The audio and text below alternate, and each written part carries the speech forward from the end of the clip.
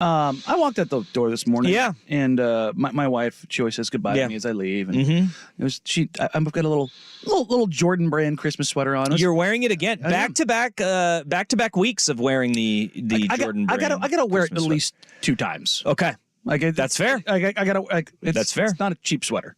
Can't just wear it once. Okay. Gotta wear it twice. And she's like, I like that sweater on you. And then she kind of pauses and gives me a squint. And I was like, but what? She goes, oh, nothing. And I should have just let it go. Oh, gave you the nothing. Should have just let it go. She's like, your hair is looking extra salty today. Oh, you're just going gray. You're getting old. Yeah. And I was like, yeah. Yeah, more salt, less pepper. Thanks. That's what happens. You're getting salt and peppery. Thanks. There it is. Yeah, you're getting old, Danny. You're getting old. But you know what? It's always better to go gray than go bald. You know? Sure. Like my hairline's still not moving. That's good. So that's good. Your hair's still awful dark. My hair is dark. I feel like I feel like it's thinning though a little bit. Okay. You know, them's the breaks though. You know, it's getting a little bit thinner, but it's going gray on the sides. But I'm okay with it. I'm okay.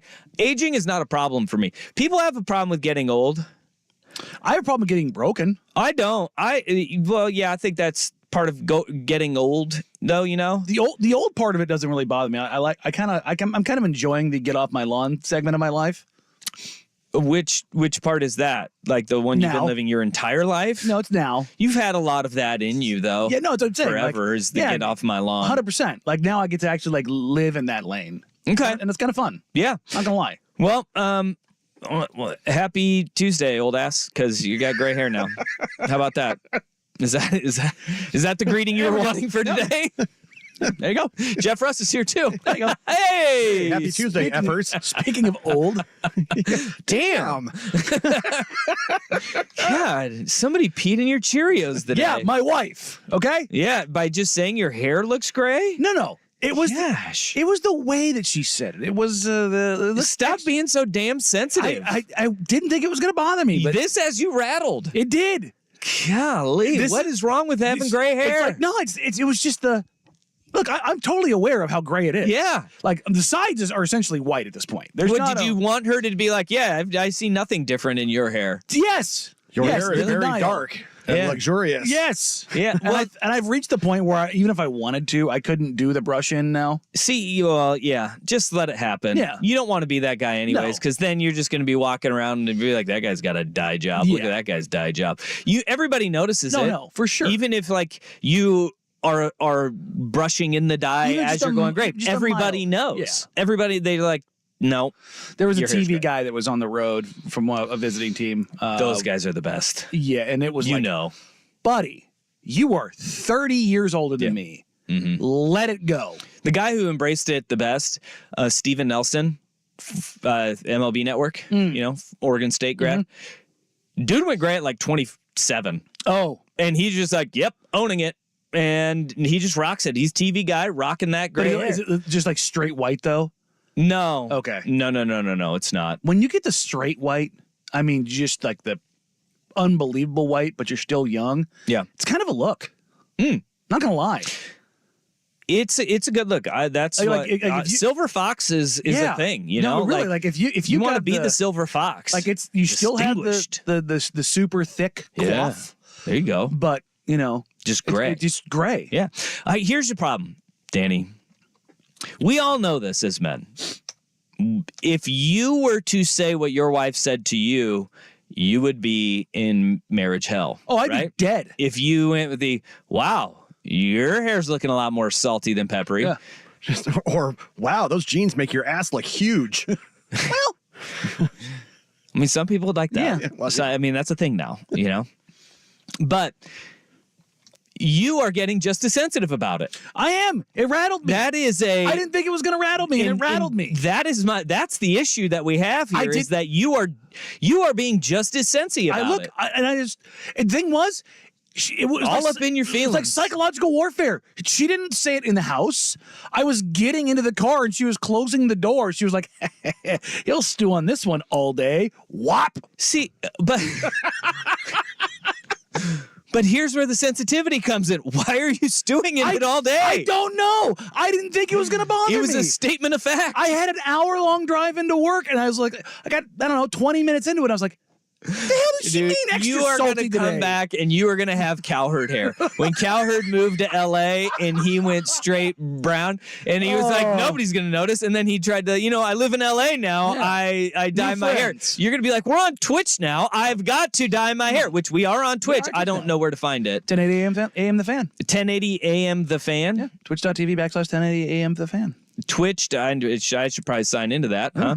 We are also at youtube.com/1080 AM The Fan, where you can watch the program and go like and subscribe. Do all of those things. You can see why Danny's so damn sensitive over here. If you do lose that hair, we do now have Rufio. He's in the chats. He's actually back in the chats today. There we go. He mentions the comb over. I'll never go that way. I feel by your reaction right now, No. you might be, No, you might be like, what are you talking about? No, I'm not going bald. And No, just combing that I shaved my head. son of a So gun I'm over. already.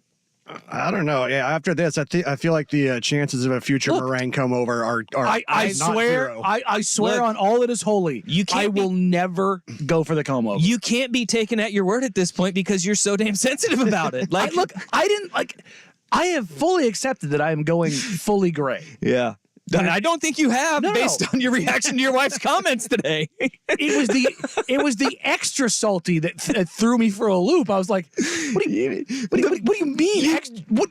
does that even mean? Well, My I best. feel like extra salty is just Danny's middle name.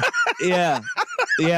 Well, look, and this is the one thing that your beautiful bride has given all of us today, is that by you admitting and letting your guard down right now, you are letting every one Being of us vulnerable? push your buttons right now. And if you think for one Mistake was second, made. the Vancouver Ford text line, the YouTube chat, I'm assuming Twitch has the chat too. If you don't, you're going to be bombarded. You got Twitter. Hell, the olds on Facebook will be like, what's wrong with the Grays? They're going to be commenting on the show, on the show's post today. Rust is going to be in social media hell. Perfect. You're going to be like the social media manager for a team that's sitting there when a team loses on a buzzer beater and the guy's like tweets at him, kill yourself. It's like, Yeah. oh, great, cool. I just am a social media manager that works for the team. The team didn't cover, and I need to go unalive myself. I didn't lose your bet for you.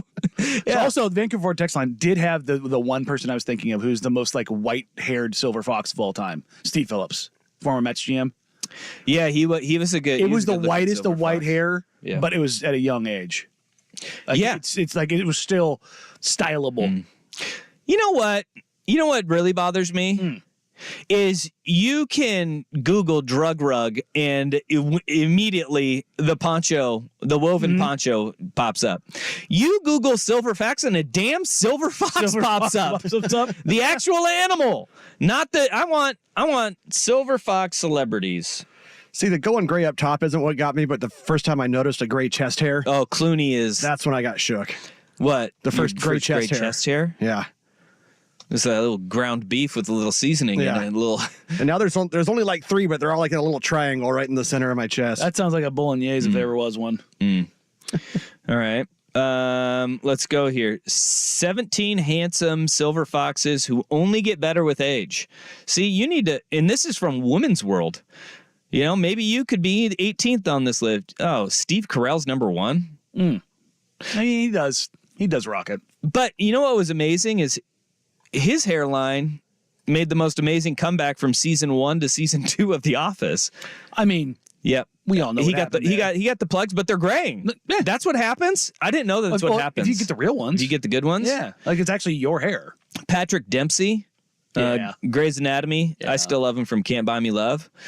He's number 2. Mark Ruffalo is number 3. What happened to Mark Ruffalo? He was he said Hulk, and then he- Taking that Marvel Yeah, money. he took that Marvel money and just LIVIN. Yeah. John Slattery, Mad Men. Oh, yeah. Okay. Oscar Isaac. I don't know who that is. Yeah. He's dubbed the internet's boyfriend. Who the hell is that? That's probably why, because he's the internet's boyfriend. Yeah, he's all over the place. Jeff Goldblum, Ted Danson, Dancing went straight white. Yeah. John Bon Jovi. Okay. Yeah. It's still definitely a full floofy head of hair. Oh, he's got great hair. Yeah. Yeah. Giancarlo Esposito, you know, from Breaking Bad. Oh, yeah. Yeah. Yeah. Yeah. Sam Elliott. Yeah. See, like you can be, and then George Clooney. George Clooney's on the list. I can Don be in that Cheadle. same list. Yes. Yeah. Definitely worth the same. Hugh Grant. Sizzling beef. Yeah. You could have that sizzling beef. God, this list, Usually it drops pay really extra. fast because Mark Harmon is number 17. Ooh. Would you please take your seats? Yeah, Harmon's Ooh, that's a good one. Where should we take them? Harmon's 100. He was a guy who went white young too. Did he? Yeah, like if you watch like the earlier stuff that he was in, Yeah. he's going early. Yeah. Yeah, Steve Phillips is a good one though for in our sports world. We don't have many like sports silver foxes No. out there. Rick Fox, Well, yeah, he's quite literally a I mean- silver fox. I mean Rick Fox is a handsome man. Right? He's a handsome man. Yeah, Yeah. we can all say that comfortably. Absolutely. Yeah. I mean, I don't know. Maybe I feel like at this point you might get sensitive about it. I'm You're like, dude, no, what are you talking about? incredibly handsome. He is a handsome man. Mark Harmon, 72 years old, He used to live up and on married to Pam Dauber. There you go. He used to live up on Big Bear. My grandma used to run. My grandpa ran a hardware store on Big Bear, and he used to come in there all the time. Oh, God, 30 years ago. Really? Yeah, Look at that. small world. All right. Shane says Danny the Petty King Meringue, which is that is a great nickname for you. And you're even at least you show consistency. If anything I've learned in this opening segment, it's that your pettiness is not just to anyone, it's to everyone, It including is. your wife. Yeah. Like you stewed for an hour on your drive about one comment that your wife made. And you know what? threw the chaos grenade. She knew what she was doing. I cringe to think of what you're going to come back with after you have a full day of ideas of, you know what? You know what's going to dig at her? I got this. I'm going to ruin holidays. Christmas is ruined, everybody. All because you just thought he had to be cute. Well, I'm here to tell you, you're trending towards a silver fox. So we'll just go ahead and we'll say it. All right. Our boss, Jeff Sacramento, he's silver fox. Yeah, no, for sure. Yeah. He still got the full head of hair. There's something about it. You know, there'll be chicks lining up for it. You know, most of them have daddy issues, but Hey, you know, whatever. You can be daddy. There you go. Daddy meringue. Uh-oh. Don't do that. All right, we got sports show for you today. Jaws back. That'll be a thing. Yeah, what are we expecting out of the Memphis Grizzlies now that Ja Morant is back? I think that a lot of folks are like, oh, right, just in time for the regular season to start. Right around the corner, Christmas Day. It's coming up.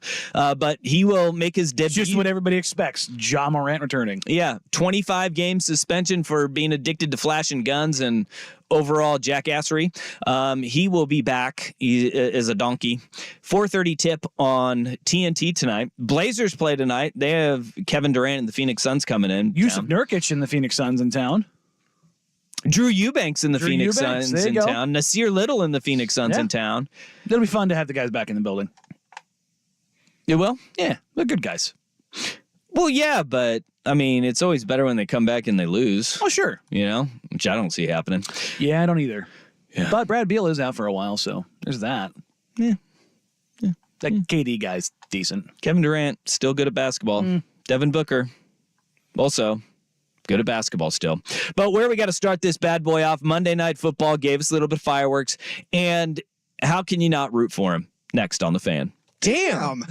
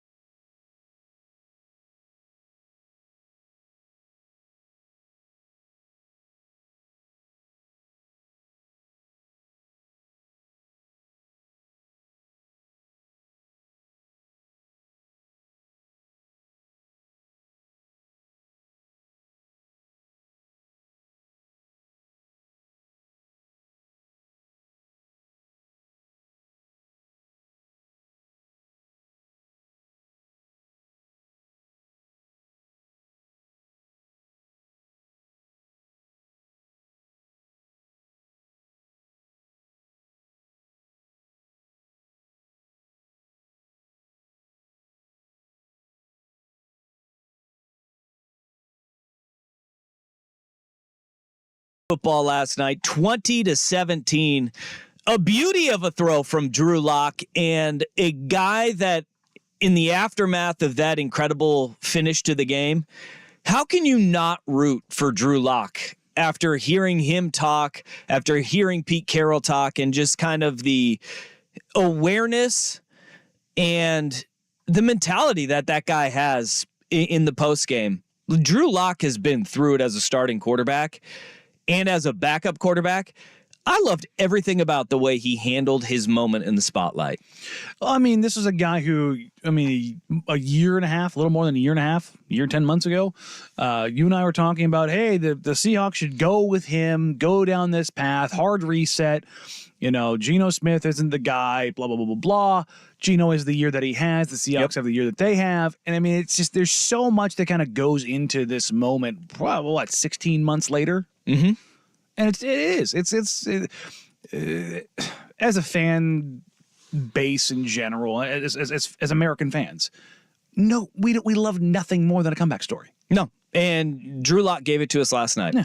You talk about having the stones on a final drive of a game. Didn't see that coming when I saw the score, and I was like, man, it was on the second monitor for me. It was sloppy. Yeah. The weather was bad. The Eagles were not great. Defense looked okay for, I don't know, what I would say 58 minutes of the game. Sure, and Jalen Hurts decided he wanted to try to force a ball to A.J. Brown a dozen times. Well, there was a few times in that game where Jalen Hurts is not right. The Philly offense is not right. Missing Shane Steichen is just as glaring as Jonathan Gannon being gone, as they lost their two head coordinators to head coaching jobs this past offseason, which, hey, you make it to the Super Bowl, them's the breaks for you. That's why it's impressive what Kansas City's been able to do. But in that game, I feel like what we learned in that game and in 60 minutes of football, and really over the last 3 games for Philly, as they have a losing streak going on, it says far more about the Eagles than it does the Seattle Seahawks as a whole, because it does look disjointed offensively. Mm-hmm. They are having problems finding a rhythm. And look, the forcing the ball to A.J. Brown, you said about a dozen times. Mm-hmm. The hard part is that when you have a guy like A.J. Brown, who he runs a lot of vertical routes, sure, he's going to be the guy you look to first. And if he has a step, you try to throw it. But it's all of a sudden going to be under the microscope when the quarterback isn't delivering the ball to him. Yeah. Right?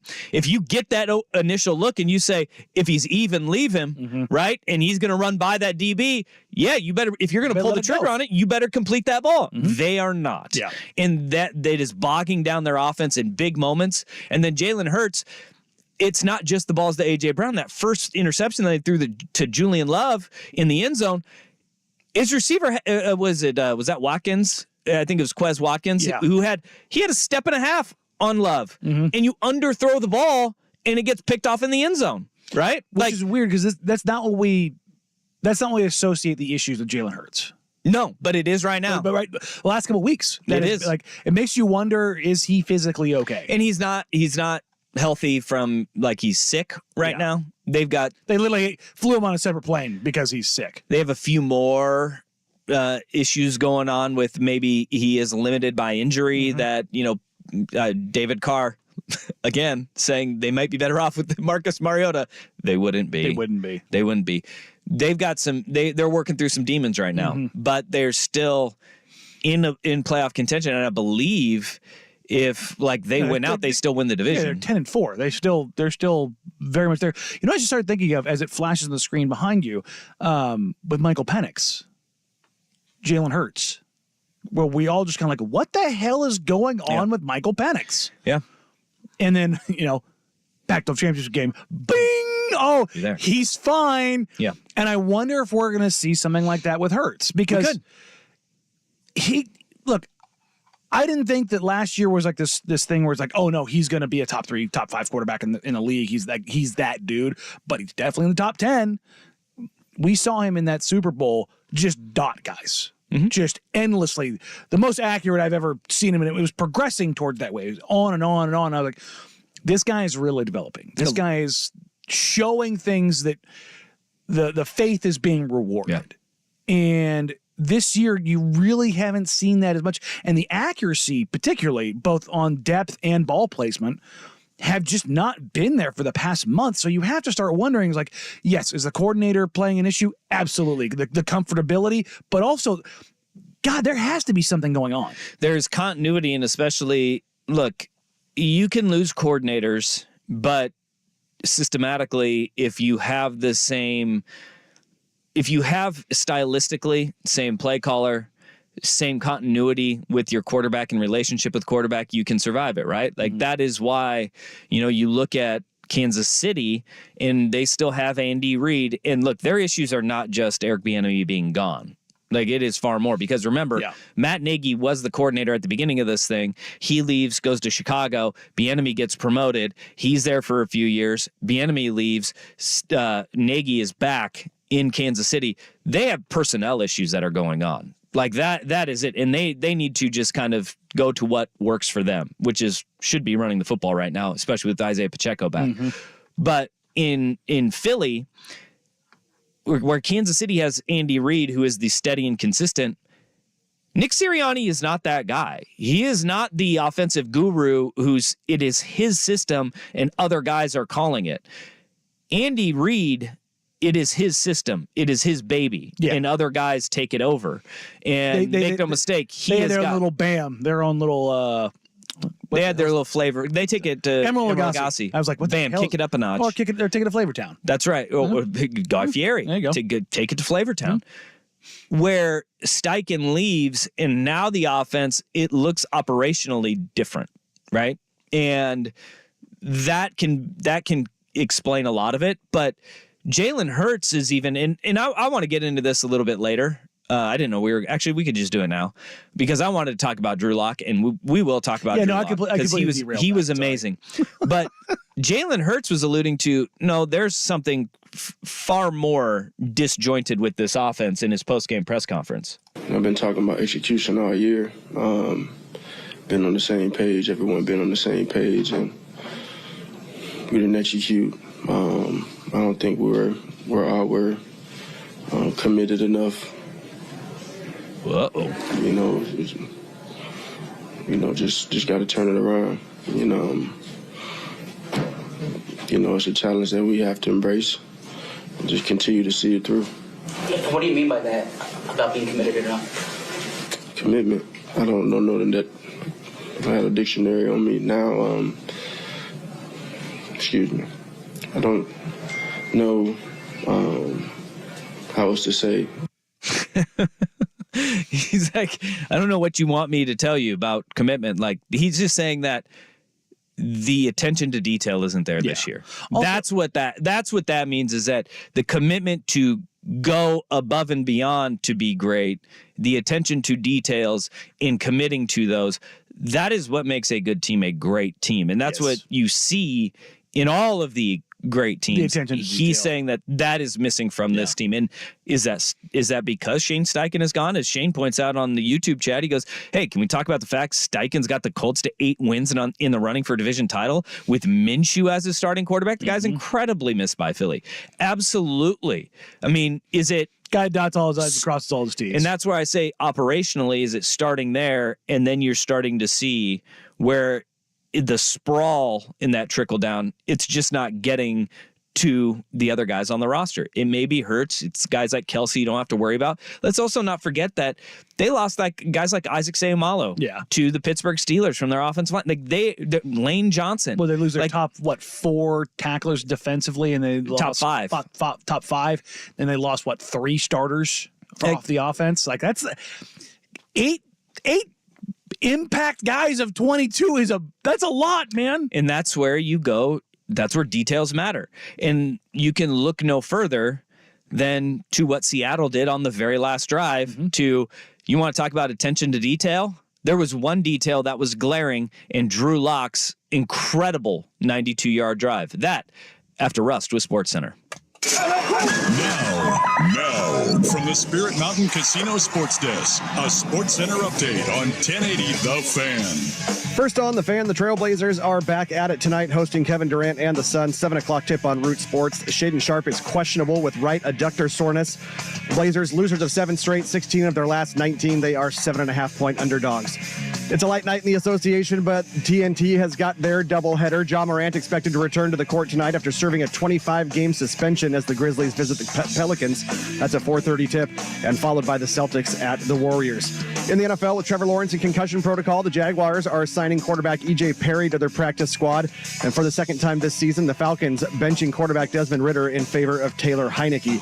And over in college ball, Washington's Kalen DeBoer has been named the Associated Press Coach of the Year. More sports scores and stories in 30 minutes. I'm Jeff Rust at the Spirit Mountain Casino Sports Desk.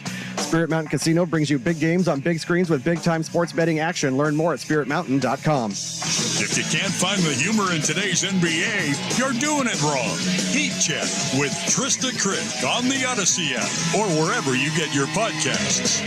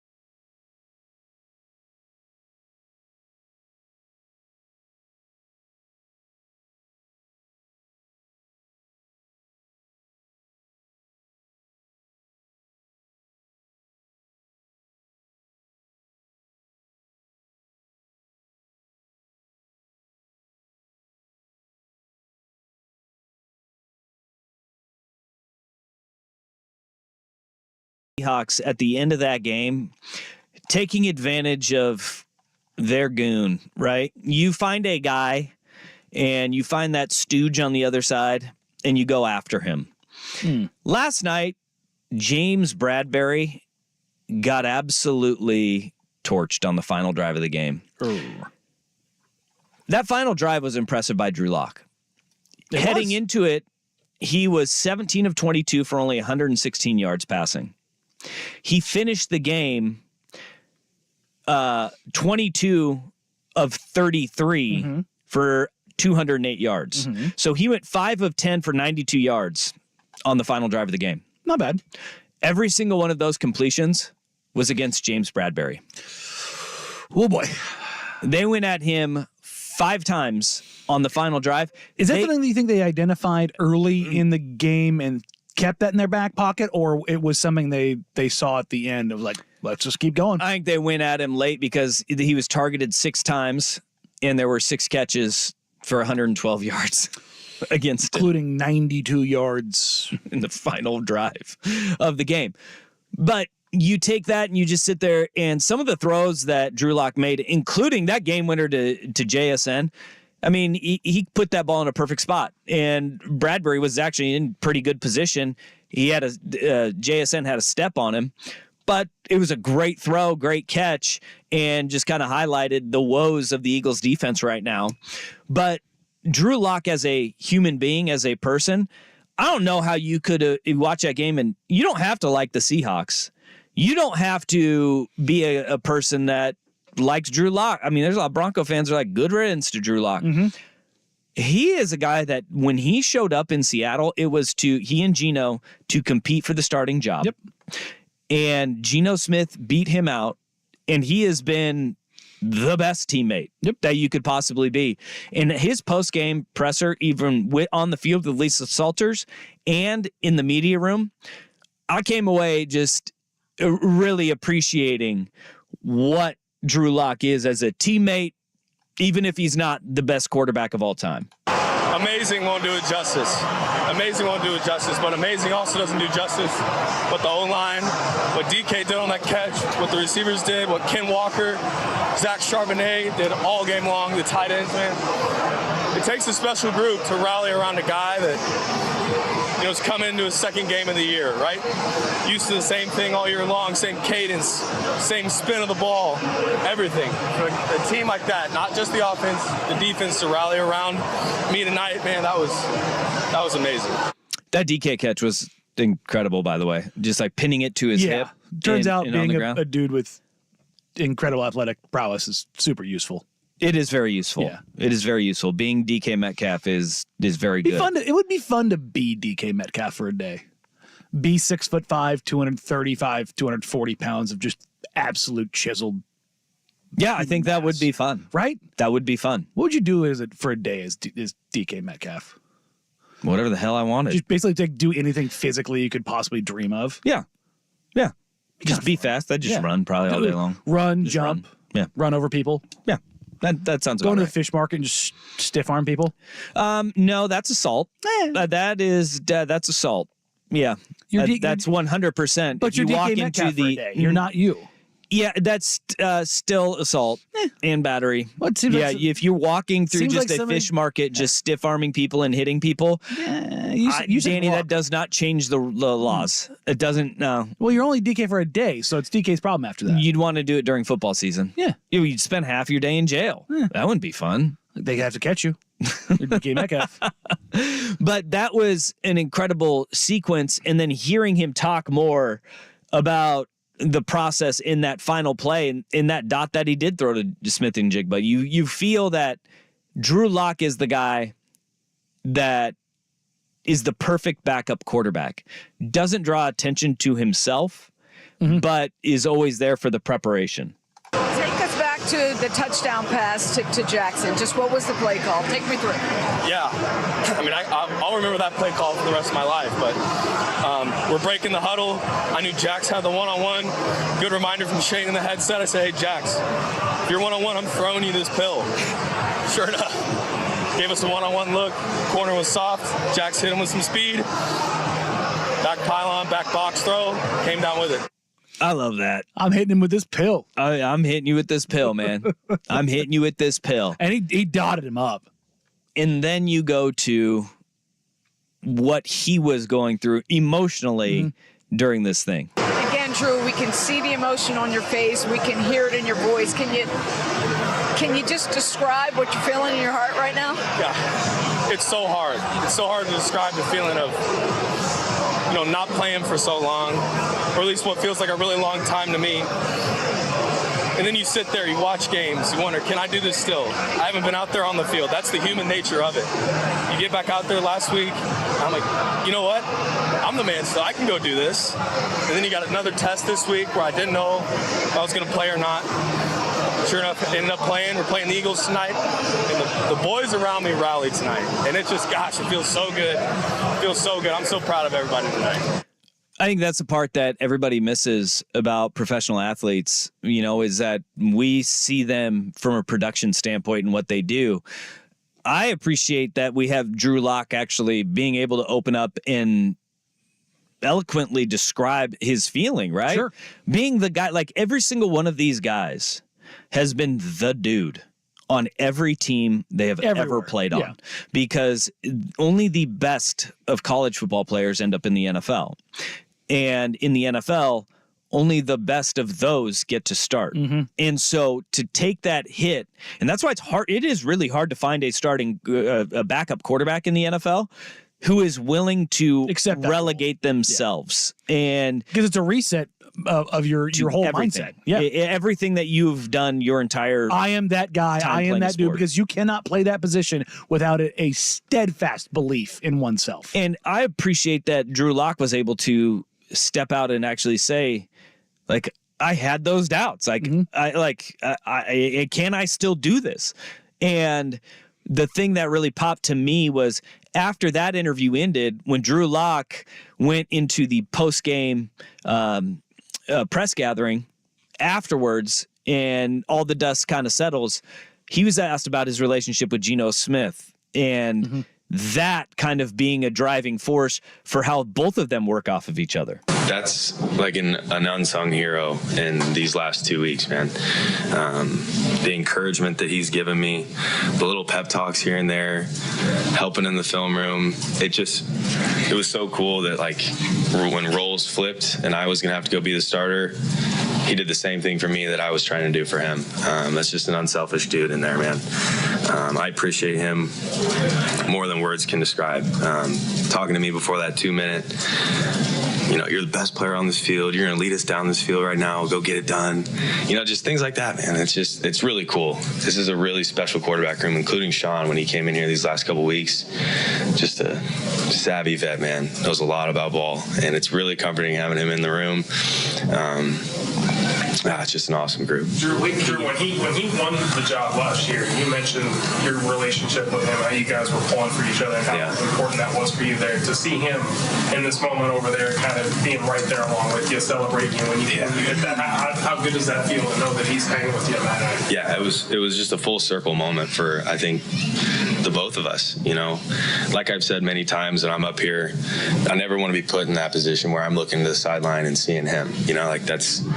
He's the starter for this team, and that was what we had planned going into last season, what we had planned going into this season, and I'm supposed to be there for him. I'm supposed to be helping him out, but unfortunate situation, and for him, like I said, to reverse those roles and be my biggest supporter out there, man, that's really cool. It's really cool stuff. Yeah, that is everything that is, like, great about team sports. That's everything that we're kind of told growing up, right? Is that, hey, either you are the dude or you support that dude, and you're ever getting everybody pulling in the same direction. That's not always the case. It's rarely the case. It truly rarely is, and it is cool to see these stories when they come out and their success. Like after the touchdown that Drew Lock threw, he looks over to the sideline and there's Geno Smith giving him like the Superman, right? You unveil it, show your chest, and they both give that gesture back and forth to each other. It's genuine too.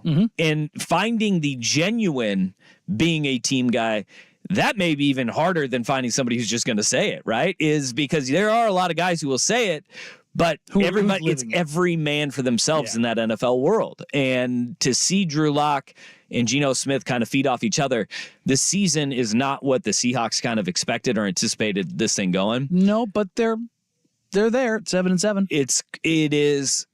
And look, I am no Seattle Seahawks super fan, but I find a lot of their former players to be very unlikable. But what Pete Carroll has is it's culture, man. When you think of that word, you think of like the best franchises that have it That's right what now. Pete does better than basically anyone. It's Baltimore in John Harbaugh and the culture that he has. You look at the turnaround with Dan Campbell in Detroit, and the hardest part about instituting that culture is getting guys to buy into it. And what I think Pete Carroll has done is we've seen a whole shift in the personnel. They've got yet like the 3 buy-in different is iterations. the buy-in is still the same way with a completely different cast of characters doing it in a different way. And it's not the offense versus the defense right now. Nope.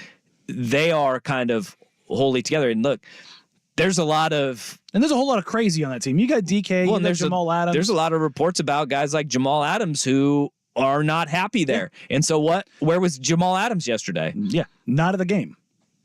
I think there's things like that that are pretty telling. And yet when you can pull off wins like that, those are culture builders as well. Yep. And I'm rooting for Drew Lock now. Like he's always like him rapping on the bench when he was on the in sideline, Denver. During the timeout. Yeah, he's a likable dude, right? He's just a dude. And Sean Mannion with the shout out in there too. Sean Mannion, Oregon State Beaver. There you go. He gets that little shout out. So since Sean came in, they got a good quarterback room there. They're not the most talented quarterback room in the NFL. But I found myself pulling for him. It's a cast of, I don't want to say likable losers, but it's guys that were cast-offs. Guys that have been through it. Yeah. Ain't that for dang sure. All right, 503-864-6326. That is the Vancouver Ford text line. Your dollar goes further at Vancouver Ford. They treat you right before, during, and after the sale. Visit them online at vancouverford.com. The star is shining too bright. Next on The Fan.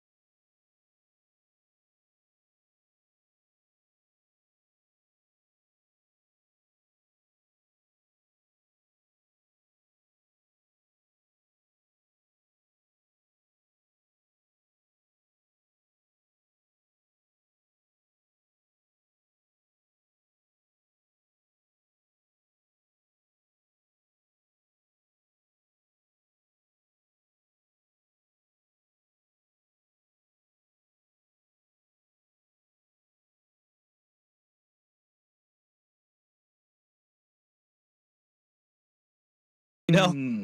Womp, womp, womp, womp. Look, there's an element of me that's like, hey, get yours when you can. But Tommy DeVito, New York Giants quarterback, who is every bit of the backup in playing that role, he has kind of been thrust into stardom. And being in Seattle and being in New York, two different planets, especially when you're an Italian who you play well for a game in the spotlight, everybody's going to love you.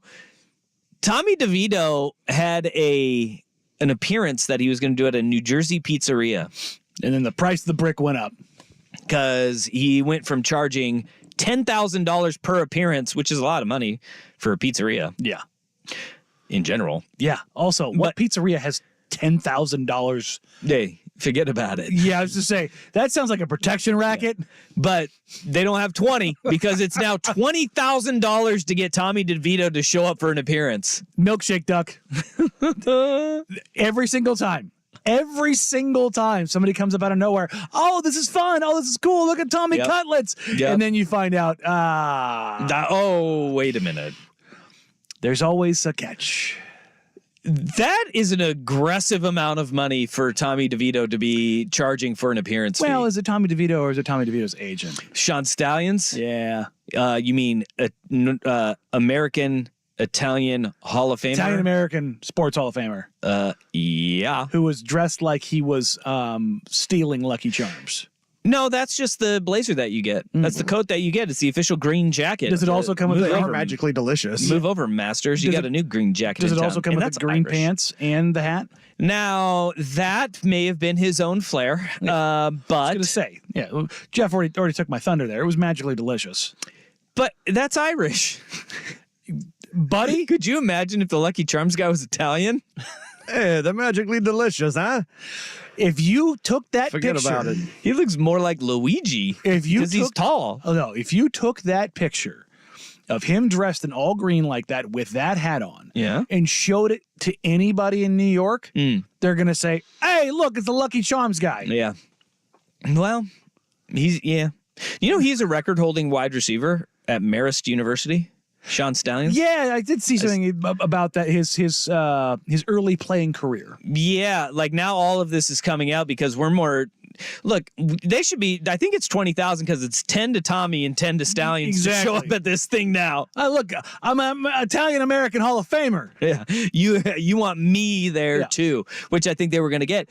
But I also... like it sucks for like the pizza place and all that in the community because it was in Jersey. It's like a hometown guy. You were gonna have this cool like, hey, the hometown hero doing an appearance at our own pizza joint. It's all local, and then it's like, nope, he outpriced us right here. Now it's 20 but also, if you're Tommy DeVito, how long are you gonna be in the spotlight for? Because I don't know if anybody watched. I bet it was immediately after they played the Saints, and he came crashing right back down to earth. They were like, "Yeah, let's cash in on the spotlight while we can." Let's not do that again. Because the reality of it is that Tommy DeVito probably he is going to be a career backup. This is his moment to make money right now because. Look, it's not like he's not making any money at all. Living at home, making $832,000 this season, which. I mean, not bad. It's only a little bit more than you and I get paid, but not bad. But it's also the time that he's probably going to make the most because this is what I was talking about with Drew Lock is that you want your quarterback to be a guy who's in the shadows, that is okay with being in that role. This is not the shadows. That does not want attention. This is the opposite of wanting to avoid the attention. Because look, Daniel Jones, the first bad game he has, everybody's going to be going, we want DeVito! Including DeVito's family who are in the parking lot tailgating with all the cutlets. The backup quarterback is always the most popular guy in town. Well, it's going to get a whole heck of a lot harder. You got to tamper that down. When he's Italian from New Jersey, and if you're gonna, the fans are just going, if we're gonna suck, we might as well have fun sucking, and so they're gonna want Tommy DeVito. And like, look, that makes it really hard to be a backup quarterback when you have a spotlight on you. Like that was the problem with Tim Tebow. Nobody wanted to bring him into training camp because no matter who the starter was, Tebow was going to suck up all of the noise. And you don't want that. You want the attention on your starter and a backup who's just willing to kind of just slink off and do backup stuff and be a Jim Sorgi. Drake May is sitting there right now going, I don't want to go to New York. No. Well, I mean, they just probably don't want to They'll probably get rid of Tommy DeVito. I mean, to be completely honest, they probably will do it because how can you have him on your roster if you're trying to develop a young quarterback? Yeah, you can find a backup quarterback that is as talented as Tommy DeVito. That's not hard. No, that's not hard. He'll end up on the Jets is where he's going to end up because they're like, yeah, stay in New York. Yeah, we'll do it. And he won't catch any of the attention that Aaron Rodgers is going to gobble up, which we need to get to that at some point today. We will. That's Aaron Rodgers did his $1 million interview today. Babe. And Pat McAfee got his money's worth. Oh, yeah, he did. And we'll air a little bit of a snippet there because told you so. Told you so. But where we've got to start hour number 2 is we are a day away from the early signing period and a really big boost for the Oregon Ducks. Danny and Dusty on the Fan. I'm sure.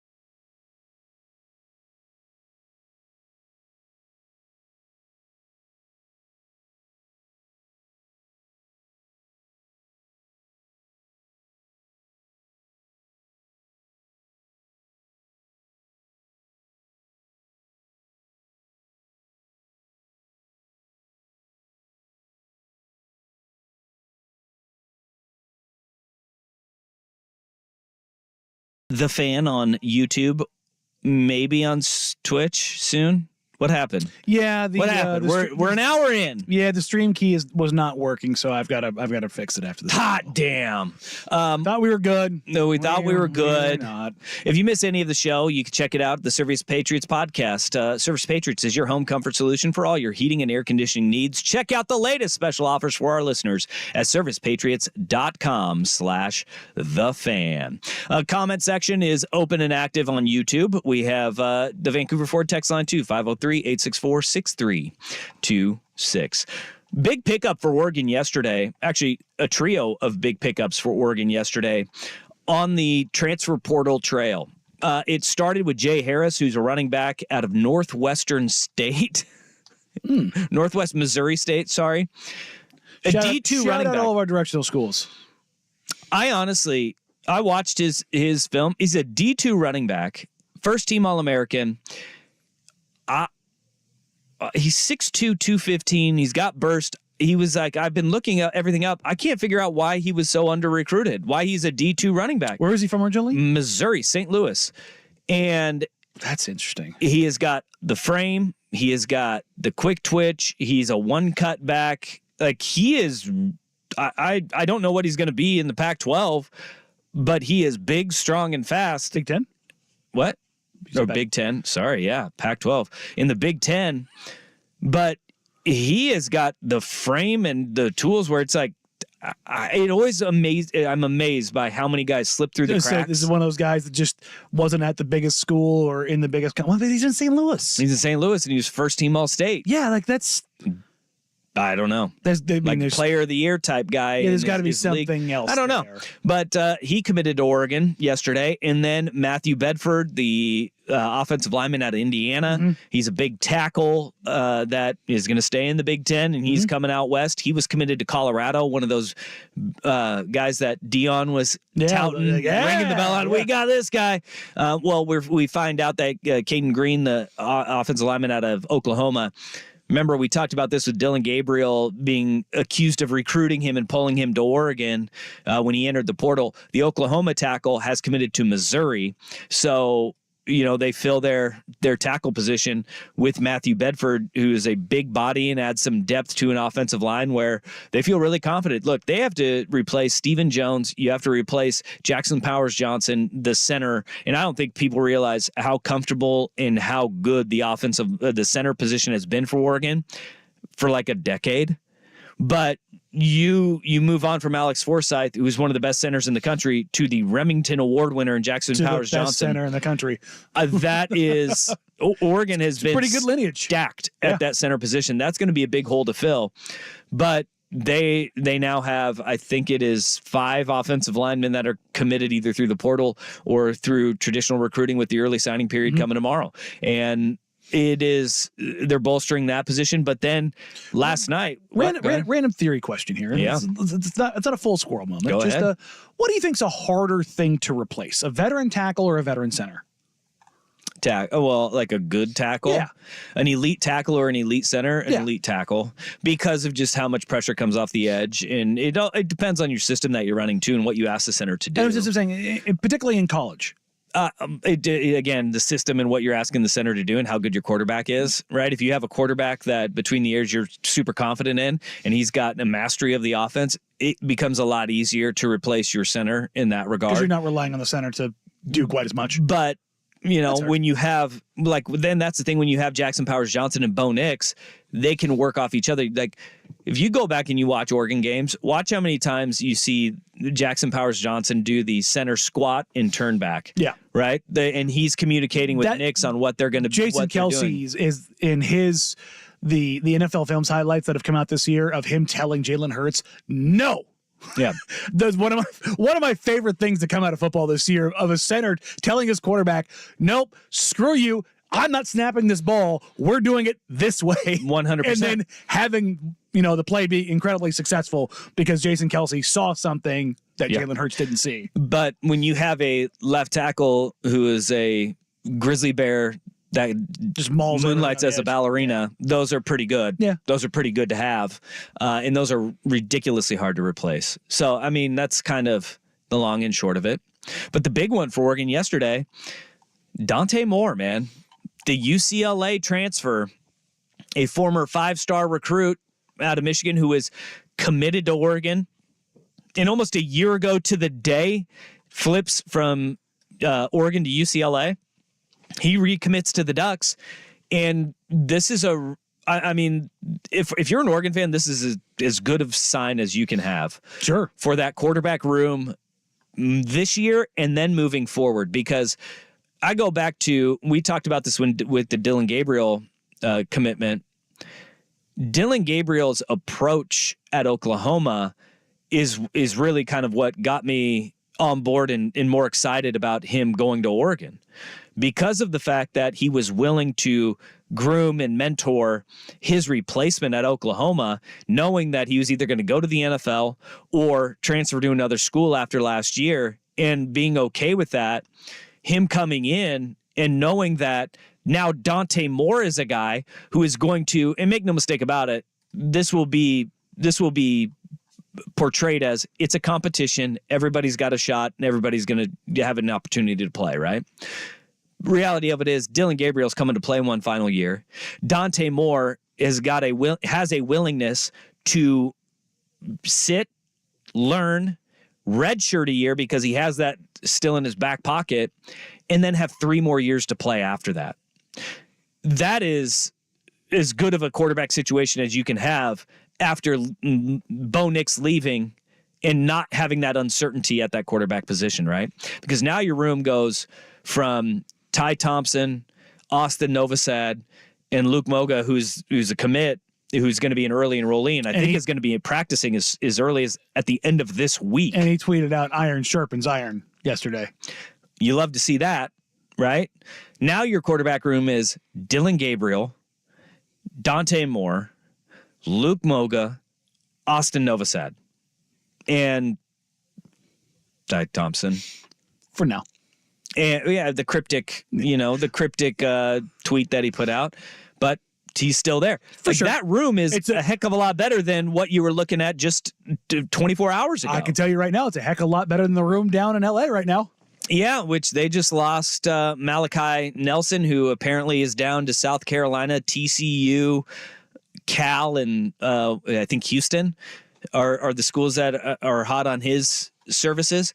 But that is a massive pickup for Oregon, just because of now you have a quarterback situation that you can look at and you have comfort with moving into not just the 2024 season, but beyond that.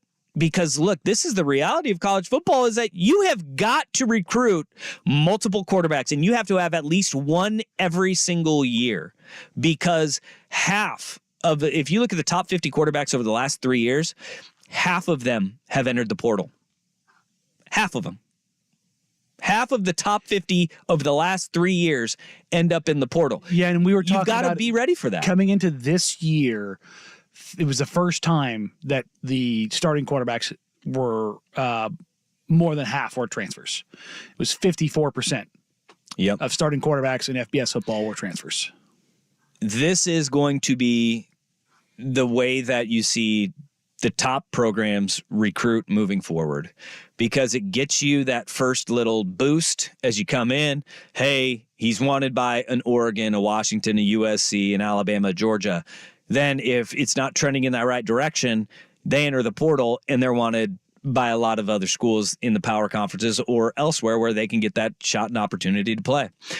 I highly doubt that you look at and you take a look at that room that we say is so good right now. I doubt that that's the way it's going to be coming out of spring ball even, because guys are going to enter the portal when it opens back up after spring ball. That's the reality of it. But it's a really good situation to be in moving forward, because now, Dante Moore knows, hey, we've got in transfer rules maybe changing, by next week, December 27th. Remember, that's a pretty big date. Yeah. And because there's a judge in West Virginia that can rule it's a permanent stay on double transfer rule. And it's basically going to open college football into free agency. Which I'm not a fan of, having free agency every single year. That's why pro sports don't have guys become free agents every single year. I mean, that's the issue there. And the thing is, I think you're going to see guys do I don't think you're going to see the I mean, you could see the early transfer, then early transfer again. So you get this window right now, and then spring. And then when the next period opens up, if they realize things aren't going their way, it's 100% what's going to happen. You're going to see guys go again. Yep. And you're going to the period between now and the next transfer window is when you're going to see it's going to be corporate espionage. You're going to have to fight to keep your guys while also trying to set your classes up. And it's going to be a pain. As we say on repeat, though, the NCAA has made their bed with this. And they gotta sleep in it now. Yeah, I mean, it quite literally was the NCAA's fault for failing to put a system in place and denying all of the multitude of times that they could have made a change. Yep. And now it's going to go all the way to the right before it comes any way back. Dante Moore, make no bones about it, is a huge pickup for the Oregon Ducks, though, and a lot more comfort in that quarterback room. Also, one thing to keep an eye on as well is that with the 4-game transfer rule, right? Dylan Gabriel could be the starter, but you can see Dante Moore, Moga, Novosad, whoever's remaining in that room, you could still see them for 4 games next year. Yeah, especially that Moore and Morgan. They could play 4 games, and that gives you 8 games right there, where you could have that backup, a backup step in for Dylan Gabriel at any given moment. It's a huge benefit. Which, if you're splitting hairs for your backup coming out of the early season, it's a good way to give some guys some opportunities early on. It's a big pickup, and Oregon stays hot on the recruiting trail. There's potentially a bunch of flips if you're following any of the recruiting guys out there. High-level prospects, the flips could be coming aplenty. You've already seen a lot coming outside of our region. You could see a lot more flips over the next 24 hours as Mario Cristobal's trying to hold on to his top 5 recruiting class, and people are trying to come in and poach that. And now as you see guys leave the portal for some of the big schools like the Georgias and the Alabamas, right? This is when they start getting back in to try and flip guys in the final stages of the recruiting cycle. So something to keep an eye on. We'll have you up to date on all things recruiting tomorrow with National Signing Day as well. 503-864-6326. That is the Vancouver Ford text line. Let's go back to the NFL a little bit. There's more than smoke. There's fire now. And we got the audio of it. Danny and Dusty on the Fan.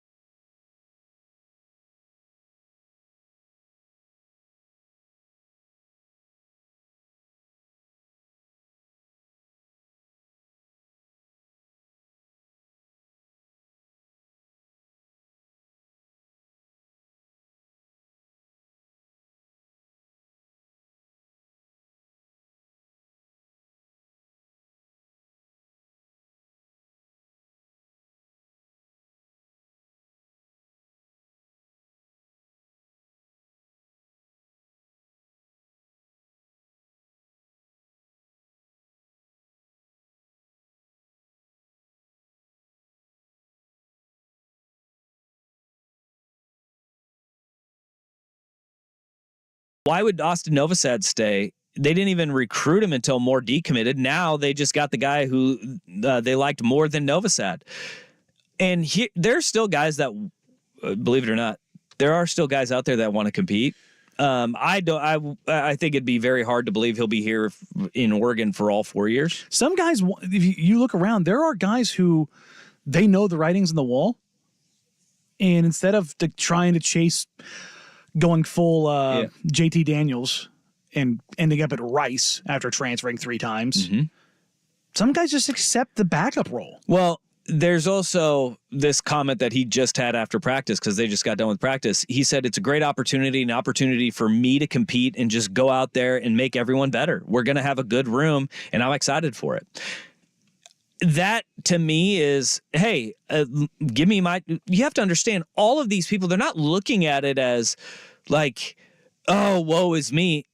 The guys that you want on your roster are the ones that are like, all right, I'll go beat him. Yeah. And you have to have that kind of that alpha dog mentality that, no, I don't care who they bring in. I'm going to beat him. Now, he may change the way that he's thinking once he gets into spring ball, right? And then he takes a look around and goes, I don't see the room for me in this quarterback room. And then that's when you hit that spring transfer portal and go and find your next home. That's the reality of where we're at with college football. And that's not a horrible thing. What is bad is when you bring competition in and the guys are immediately like, deuces, I'm out. Yeah. Like, that's why I hold nothing against spot. Ty Thompson, who stuck it out for these last 2 years. And then now is like, now's not my time. I'm going to go and I'm going to leave and I'm going to find my next home where I can play. He stuck it out and he was okay. I don't know if he's totally okay with it, but he was competing and he knew that he was the next man up if anything were to happen. And I think that there's a lot lost in the mentality of a lot of guys who are just like, nope, things went wrong. I want to leave. I want to go. And the guys who truly want to compete for that spot, because that's why a lot of these guys go to the school that they go to. Austin Novosad went to Oregon not thinking he was going to be playing this year behind Bo Nix. Yeah. No, I mean, everybody knew the deal there. And he has a leg up on everybody else there. That's how he's thinking. That's how you think when a transfer comes in. I've been in the system. I know what's going on. When it comes down to it and I get my chance to show that I'll be better than him. And I trust my skills too. Yeah. Because I was good enough to get this scholarship. And so you want to compete. Now, you may change your tune after spring ball and you take a look at just the raw skills and where the other guys in the room are at and you go, yeah, this ain't me. This ain't me. But some guys do stick it out for a lot longer. And then Rice comes a calling. All right, there's more than smoke. I think we got a full-blown fire that is a brewing in New England. On our sister station, WEEI, Greg Hill Show in Boston, they had Bill Belichick on. And how can you have Bill Belichick on your show and not ask him about the report from last week that, I don't know, Robert Kraft is going to move on from you after 24 years? So they just asked him straight up. Well, I mean, look, I think any questions you have for Mr. Kraft, you should ask Mr. Kraft. I'd love to. He doesn't come down here. But is this a place that you want to be long term if it were up to you? Yeah, I'm not getting into the past, the future, or anything else. Get ready for Denver this week.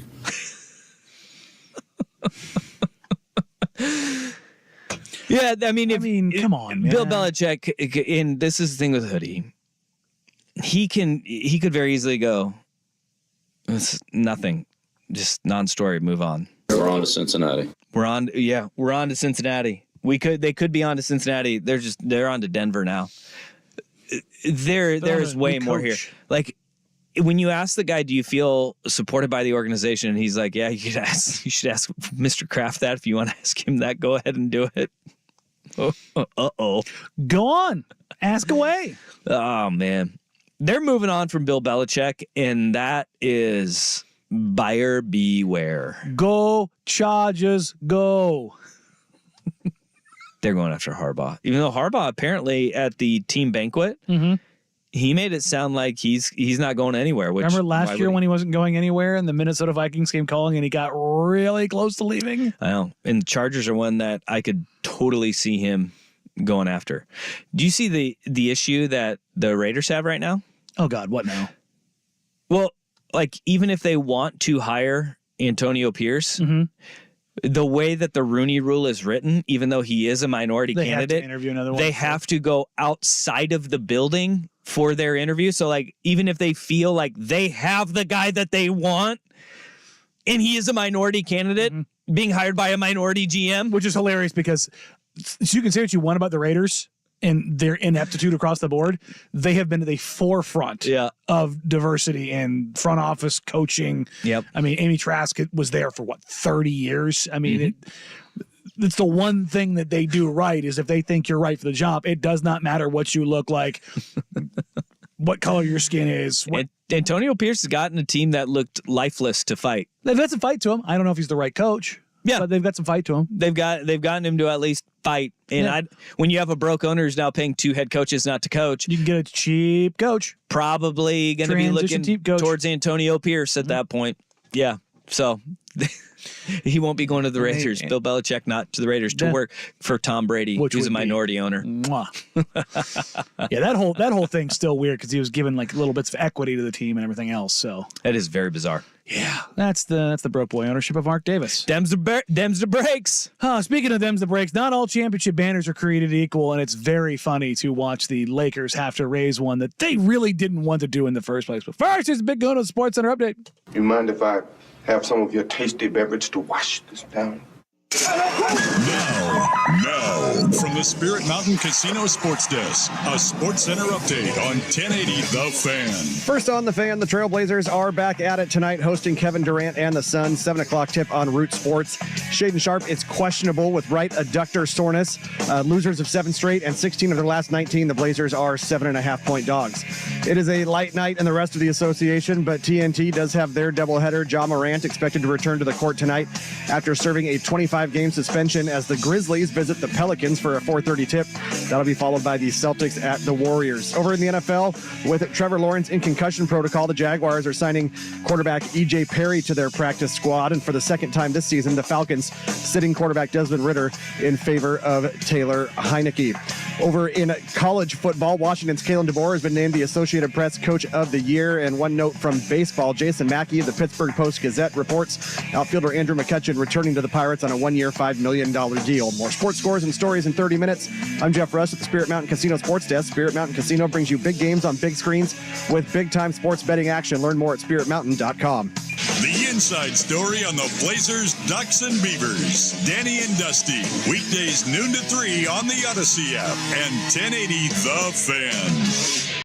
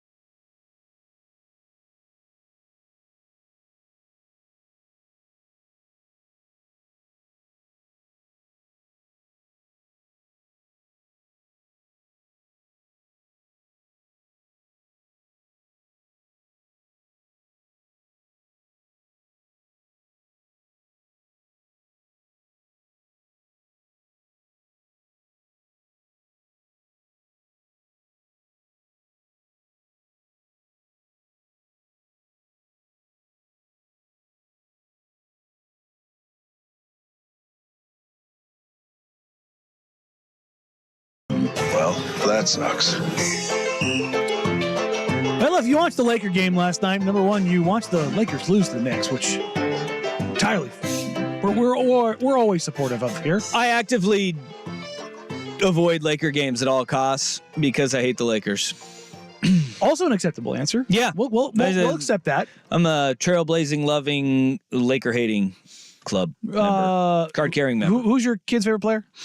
Don't want to talk about it. No? Okay. It's LeBron James. I like LeBron James. I can still hate the Lakers and like LeBron James. LeBron James. Before I get into the worst day on the web, I reserve that right. There's something I mentioned about the Warriors being here the other night. Yeah. Steph Curry and LeBron James, they know how to put on a show.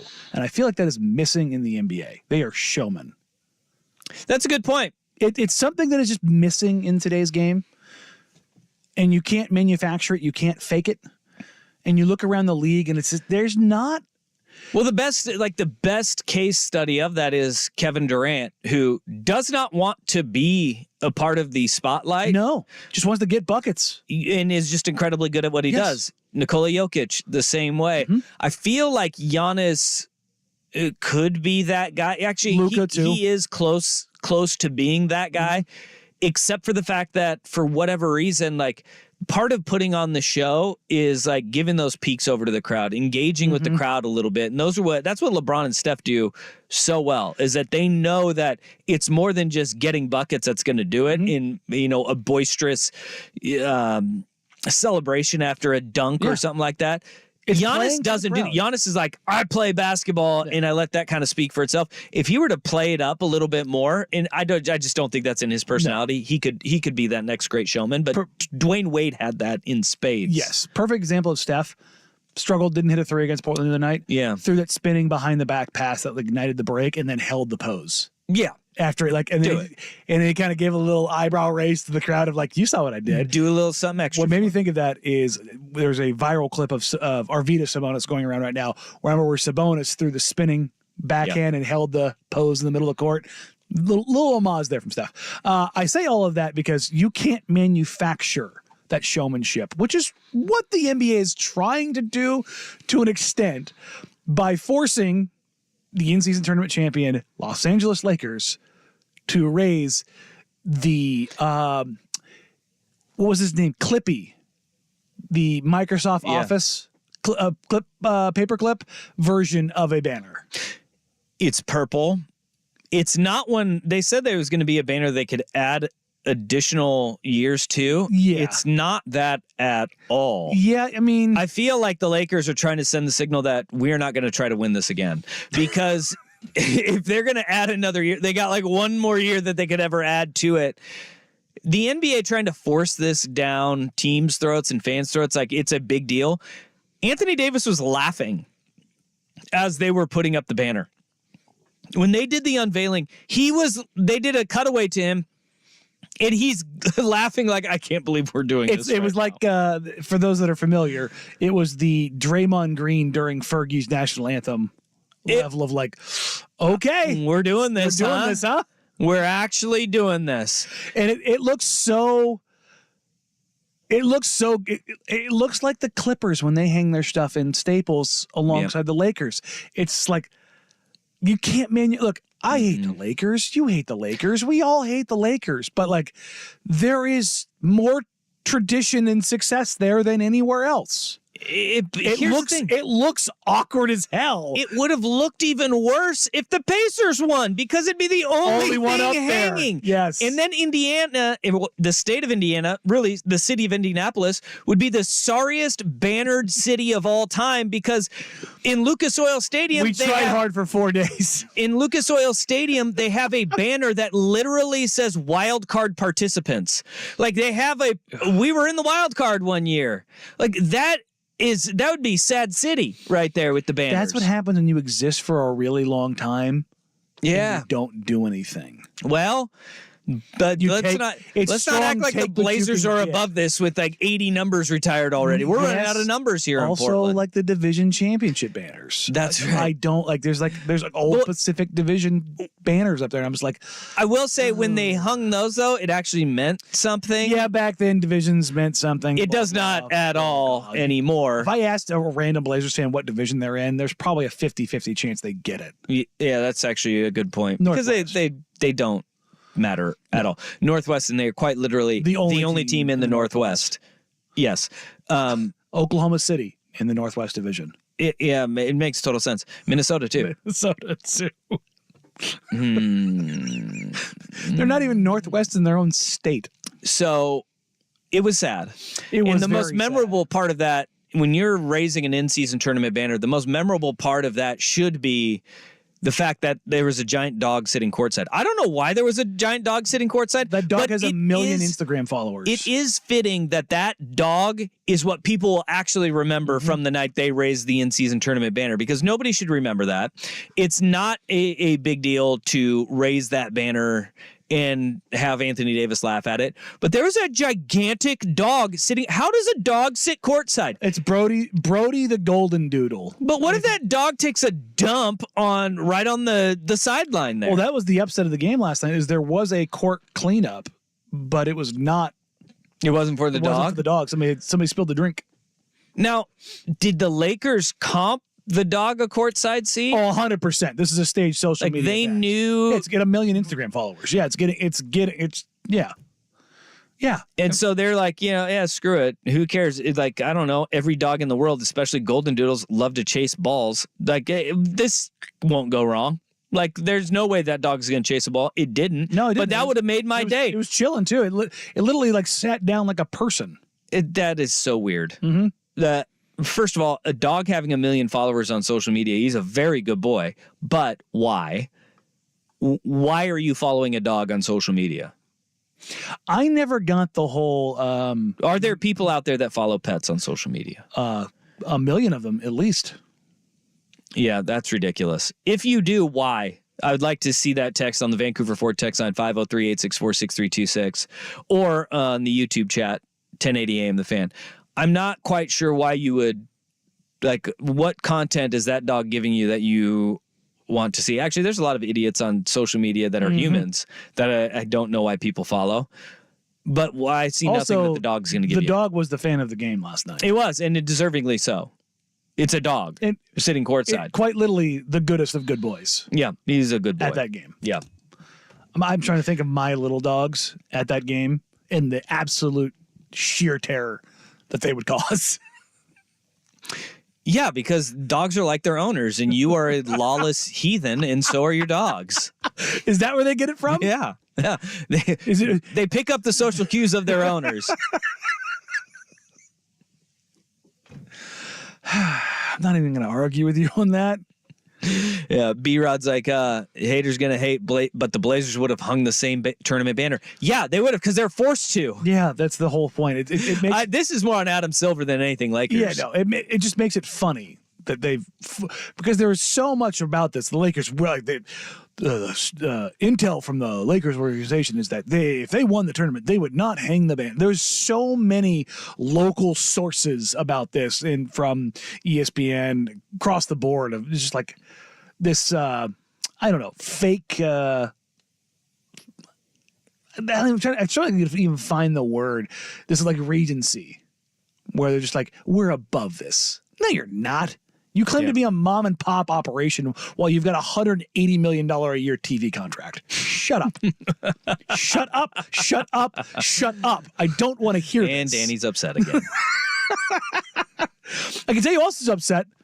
The Green Bay Packers. Green Bay Packers have traditionally and historically always held quarterbacks under check and kept them away from perfection. One quarterback was able to upset the apple cart in Lambeau for the first time ever. That coming up here on Danny and Dusty, 10 in the Fan.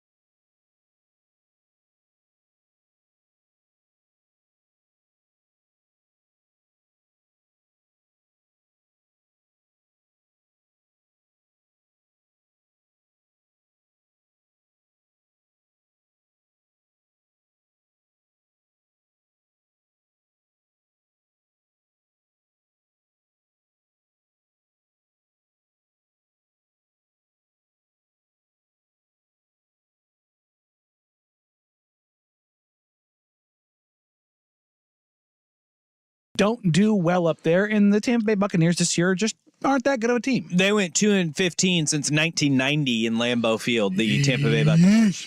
Yeah, they have not been good in Lambeau. It's tough to win there, man. Yep. The winter conditions, and it's a real thing. If you're not used to it, particularly if you're a warm weather team, Tampa Bay, Miami, Arizona, any of the LA teams, San Diego, well, when they had a team, you're going to go up there and you're going to struggle because it's bleeping cold. And it's you're just not used to it. Not only that, you're going to struggle as a quarterback because it's bleeping cold. Your hands are frozen. The wind's blowing. You're just not. The ground hurts more when you hit it. Yeah, you know what the great equalizer is, though? A horrific defense. And Baker Mayfield played outstanding. I mean, he was he was the first quarterback ever to have a perfect passer rating in Lambeau Field as a visiting quarterback. 158.3. 22 of 28, 381, 4 touchdowns, 0 interceptions, even though he was sacked 5 times. That he took care of the ball under that much pressure is pretty impressive. That is impressive. And, you know, give credit where that credit is due. And he played his pants off there. But the Packers are god-awful on defense, and it doesn't feel like enough people are talking about how bad they are. In the last 2 years, I'm going to read off a list of quarterbacks that have had career days against them. Okay? We do not have that kind of time. Daniel Jones, Zach Wilson, Bailey Zappi, Taylor Heineke, Ryan Tannehill, Desmond Ridder, Kenny Pickett, Tommy DeVito, and now Baker Mayfield.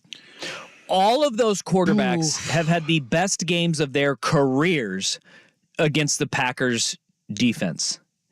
This comes from Pro Football Focus, which in that game against Tampa Bay, the Packers had the lowest graded secondary of any team over the last 5 years. 29.3 was their Pro Football Focus grade against the pass. They're bad. Unequivocally, bad defensive team. And I want to play the NFL Charles Barkley version of who he played for. Name a starter on the Packers defense. On the Green Bay Packers defense? Oh, gosh. I mean, they traded Rasul Douglas. Mm-hmm. Well, there's only one that I was going to get without looking at the list. No, two that I would have gotten without looking at the list. You should get one as a pass rusher. I have no, Gary. What? Rashawn Gary. Oh, I was going to say, they got a first round pick on Quay Walker, right? Yeah, no, Georgia guy? Quay's still there, yeah. Okay. Hey, so we got that. So I got one. So the two that I would have named were Van Ness and in who? Van Ness and Gary. And Jair Alexander, too. Is he active? He plays for him. Does he? Yeah. I think so. I don't know. Check. Yeah, no, I thought you have it up in front of you. No, I don't see him on the list. That's why I was like, I don't think he's active. Yeah, I don't know. Their defense is not good, though. And Joe Barry is their defensive coordinator, and he's been their DC over the last 2 years. And just yesterday, you had Matt LaFleur, who gave him the vote of confidence and said, we're not going to make a change. Don't ever say it publicly. Why in the world would you not make a change when you're in the NFC North, you're third in the division, you're at 6-8, and your defense needs a spark? And hell, before this past weekend, you were alive and sitting in a decent spot for a play. They would have won that game. They're in that 7-7 cluster right now. With the Seahawks. Right now, they're 6-8, mm-hmm. and Jordan Love played well too. Like, this is the thing that if you're Matt LaFleur, you're sitting there and you're going, my defense wasted a good Jordan Love game, and when we needed a good Jordan Love game, he is going to be inconsistent. That may be why you stick with the defensive coordinator. You say, hell, at this point, we just need better pieces around Jordan Love if we're going to move forward with him. They are bad, and it's again, that list of quarterbacks that they have given career days to, they're some of the most mid to bad quarterbacks in the NFL, and you've made them look really good. How dare you say that about Bailey Zappi? But I will say that about Bailey Zappi, man. That guy, he can play a great 30 minutes of football. But I think what we're losing in this is that all of those guys had career days, Baker Mayfield has been consistently good this season. He has. We talked about this coming into this season. But they made him a perfect passer rating in Lambeau in December. Yeah, and I had that game going because I may have had some interest in it monetarily. As you should. But I was sitting there watching the score, and I'm watching the points go up and up. Yep. And up. And then third quarter, I'm like, I did the lean forward in the chair, and it went from the side monitor to the main monitor going, Baker Mayfield gonna drop 40 on the Packers? It got to the point of what is actually happening here? And I know the Packers, because their quarterback lineage it's covered up a lot of sins for that organization, whether it be not getting wide receivers for a long period of time, not getting additional weapons, investing so much in the defense over a period of years. What the hell is the identity of that franchise right now as it stands going forward? Because Jordan Love's okay. Well, it is what it's always been, which is it is built from within. Sure. It is built through the draft. And this is where they still are really, they are really solid at draft and develop, right? And the Oregon State of the NFL. But you have your lulls, and to your point of what you said, elite quarterback play raises everything. Yeah. Right? Covers up a lot of sins. And when you are going through some developmental issues, elite quarterback play pushes you right through it. When you don't have to draft wide receivers because your quarterback can throw to anybody, make everybody look good, then you can build and develop every other core spot without using those picks early in the draft. And that's what they've done a really dang good job of, and have been very stable. Well, as you continue to go through these drafts, and you're not going to have that luxury anymore, because you're going to have to start drafting those skill guys to help prop up your quarterback, who is not Aaron Rodgers or Brett Favre. Then we're going to start seeing those warts be a little bit bigger, and they're going to get a little bit more nasty. And that's where Green Bay, I think that having Jordan Love take the strides that he has this year, you're affording yourself to maybe push that off one more year. And they're going to try to do it. It's not going to work out great, but you're going to see it. You're going to see him try to push it back one more year and say, maybe we don't need to go out and use a first-round pick on a wide receiver this year. Maybe we can go back, because they're going to. Aaron Rodgers is going to turn into Leonardo DiCaprio. Well, they have to do it in the pointing chair, They have to do it with their offensive line. They've got to start making those, bolstering your offensive line yet again. You're getting old there, and that's what. It's football. Yeah, that's what happens. Yeah, but now they're going to have to be more aggressive in free agency. You're going to have to try to lure some guys in free agency, and we could see, the Green Bay Packers take a step back. I just want you to know that from dominance. You should be proud of me. Wow. You said that they have warts, and I was going to make a joke about you could take off warts in the cold because it's Green Bay, but I didn't. Well, you just did. You just did. Oh, so is that how that works? Yeah. You already took that out. Yeah. Speaking of warts, though, huh? And and as B-Rob points out, Green Bay's young right now. Their line is they're very, with the exception of Bakhtiari. You've got, but everywhere else they do got Luke Musgrave is going to be a dude for them. We've seen him be very productive for him. But just look at the guys who are on the IR outside of Musgrave. You're going to have to start getting a little bit younger in some of those positions that you've had mainstays at, because, you've got your center's now Myers is now in his fourth year. He's I think he's in his fourth season. So it's something where, all right, is he going to be your 8 to 10 year guy that you're going to be at center, or are you going to need to go ahead and start drafting all the pieces all around him? Yeah, it's interesting. Not everybody is a Jason Kelce. No. The Jason Kelces of the world really, linemen, it's really hard to play for 8 to 10 to 12 years. Body falls apart and you suck. These guys are incredible, man. Yeah, the Kelce doc, when he's walking around with the acupuncture needles in his foot, I'm like, number one, not supposed to do that. I still haven't seen it. Oh, really? No. Yeah, it's fun. Okay. It's a fun little doc. Prime, right? Yeah. All right. It's it'll pull the old heartstrings. Good. It's good for that. Kelce's are great. They are. My wife loves Jason Kelce. They're making a lot of money. She likes him more than Travis Kelce. Oh yeah, no, as a dude, and as far as a profile, Yeah. He's great. Yeah, no, he's great. I'm going to make this warts joke. Okay, good. Do it. Speaking of warts, the Memphis Grizzlies, are they going to try to trim one, or is this an addition to it? John Morant is going to make his return tonight after a 25-game suspension. Ruining lunches everywhere. What does that mean for the Grizzlies? And, well, what does this mean for John Morant? That and more as we get to hour number 3 on Danny Dusty, 10 in the Fan.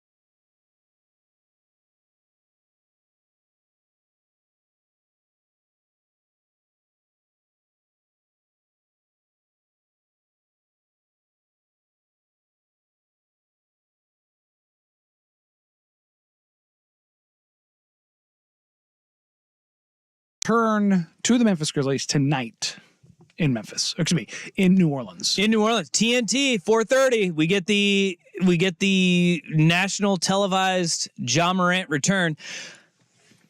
What are we expecting from Ja Morant? Like 25 games out, from a production standpoint, and from what do we expect Ja Morant to be moving forward for the NBA?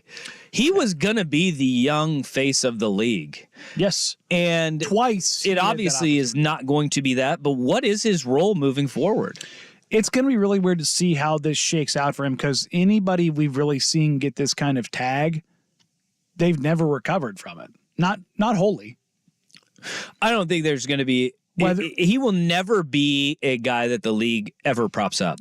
Jermaine O'Neal was a guy playing in a small market in Indiana that was very much on the rise and multi-time all-star. And not that he was going to be a face of the league or anything like that, but he was a young, high-profile all-star player.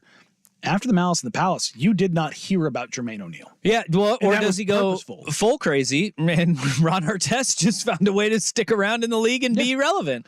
But like, there's guys that run into these issues where, like Ron Artest, or Meta World Peace, he was always a guy that they'd just be like, I mean, his talent's undeniable, so we'll put him on the All NBA, All Defense team. Sure, never on like a 1, 2, or 3 All NBA team. No. The guys that go through this image teardown, they never come back. J.R. Ryder. Steven Jackson. Like, I circle Steven Jackson was a really damn good player in the NBA. Gilbert Arenas was a really good player in the NBA. Gilbert's probably the most accurate one here because, again, number one, we're talking about explosive, offensive-minded guard and guns. But they never... After they had a gun issue or a big issue, they never were propped up in any of like the voting anymore for, despite what their production would even tell you. Like, they would never reach that first team All NBA ever again, deserving or undeserving. I mean, and I think there is an element to being All NBA is a lot more than just what you do on the floor. Right? I mean, there is an element of that. There's a likability Q rating index kind of that goes along with it. But will he be an all-star type player? Yeah, and there's a notion from numerous people that I've talked to is that if he's not going to make his return in Memphis, making it in New Orleans is probably the next best place because geographically he's relatively close to home, and the fan base is going to be probably much more supportive. Yeah. It's going to align, that this is going to sound awful, but racially with him being in the South as opposed to making that appearance in, so I don't know, Boston. Sure. Portland. Yeah. Where it's just, you there might be a little bit more on that you wouldn't get down South. Sure. Where I will tell you, the fandom, did you hear the media, quote unquote, media member at Jaws press conference?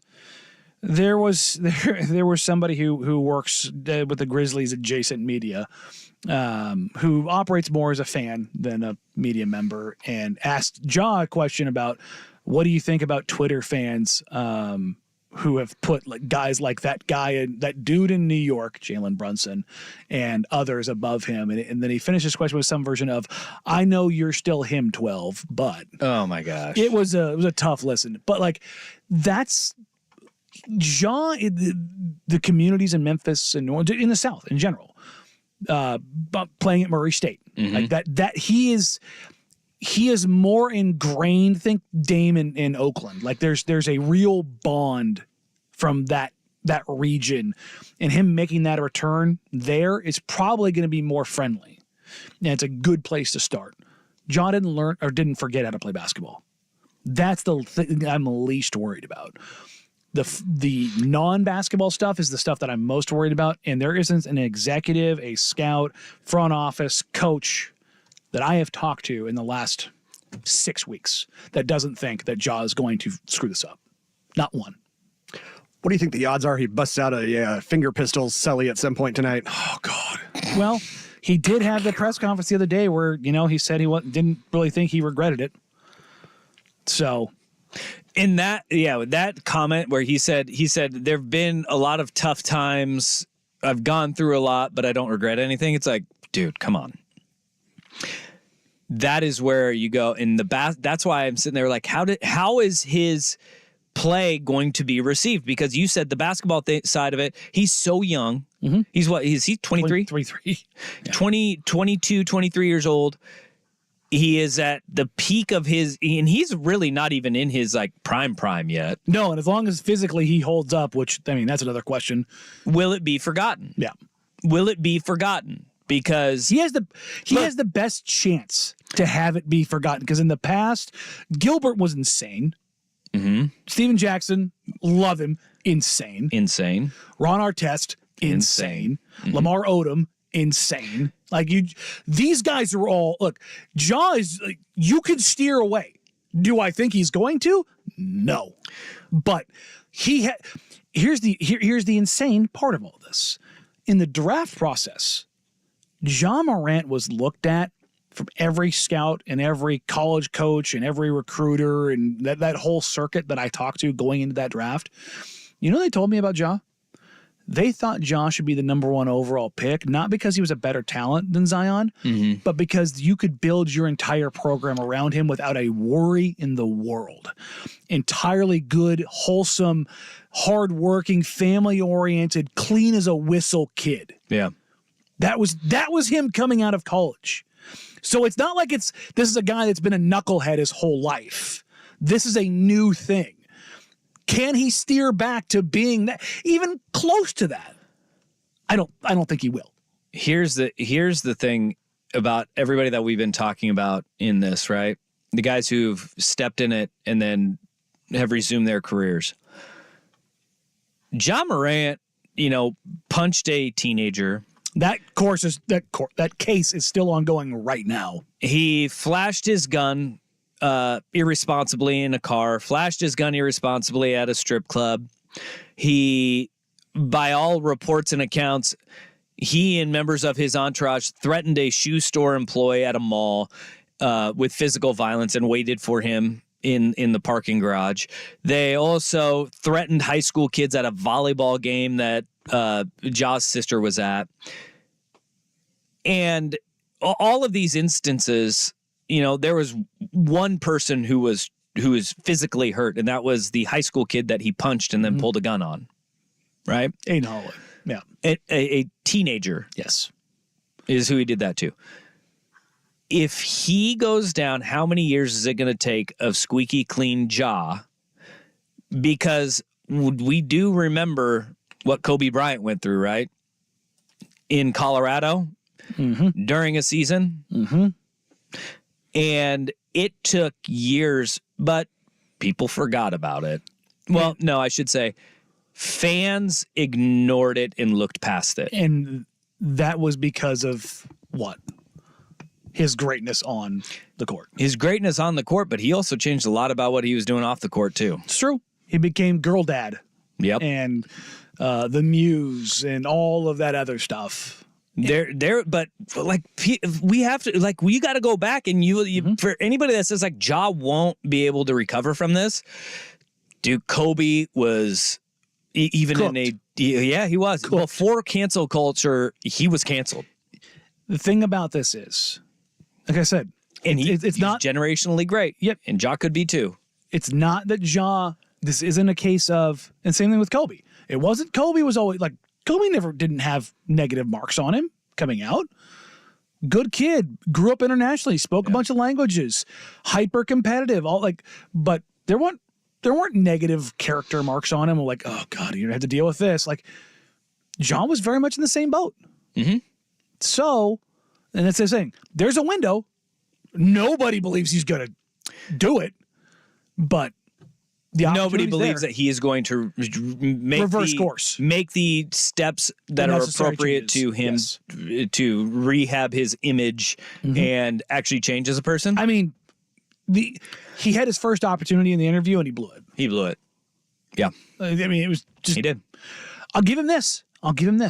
It was unabashedly him, and it wasn't that fake narrative interview that he did with Jalen Rose.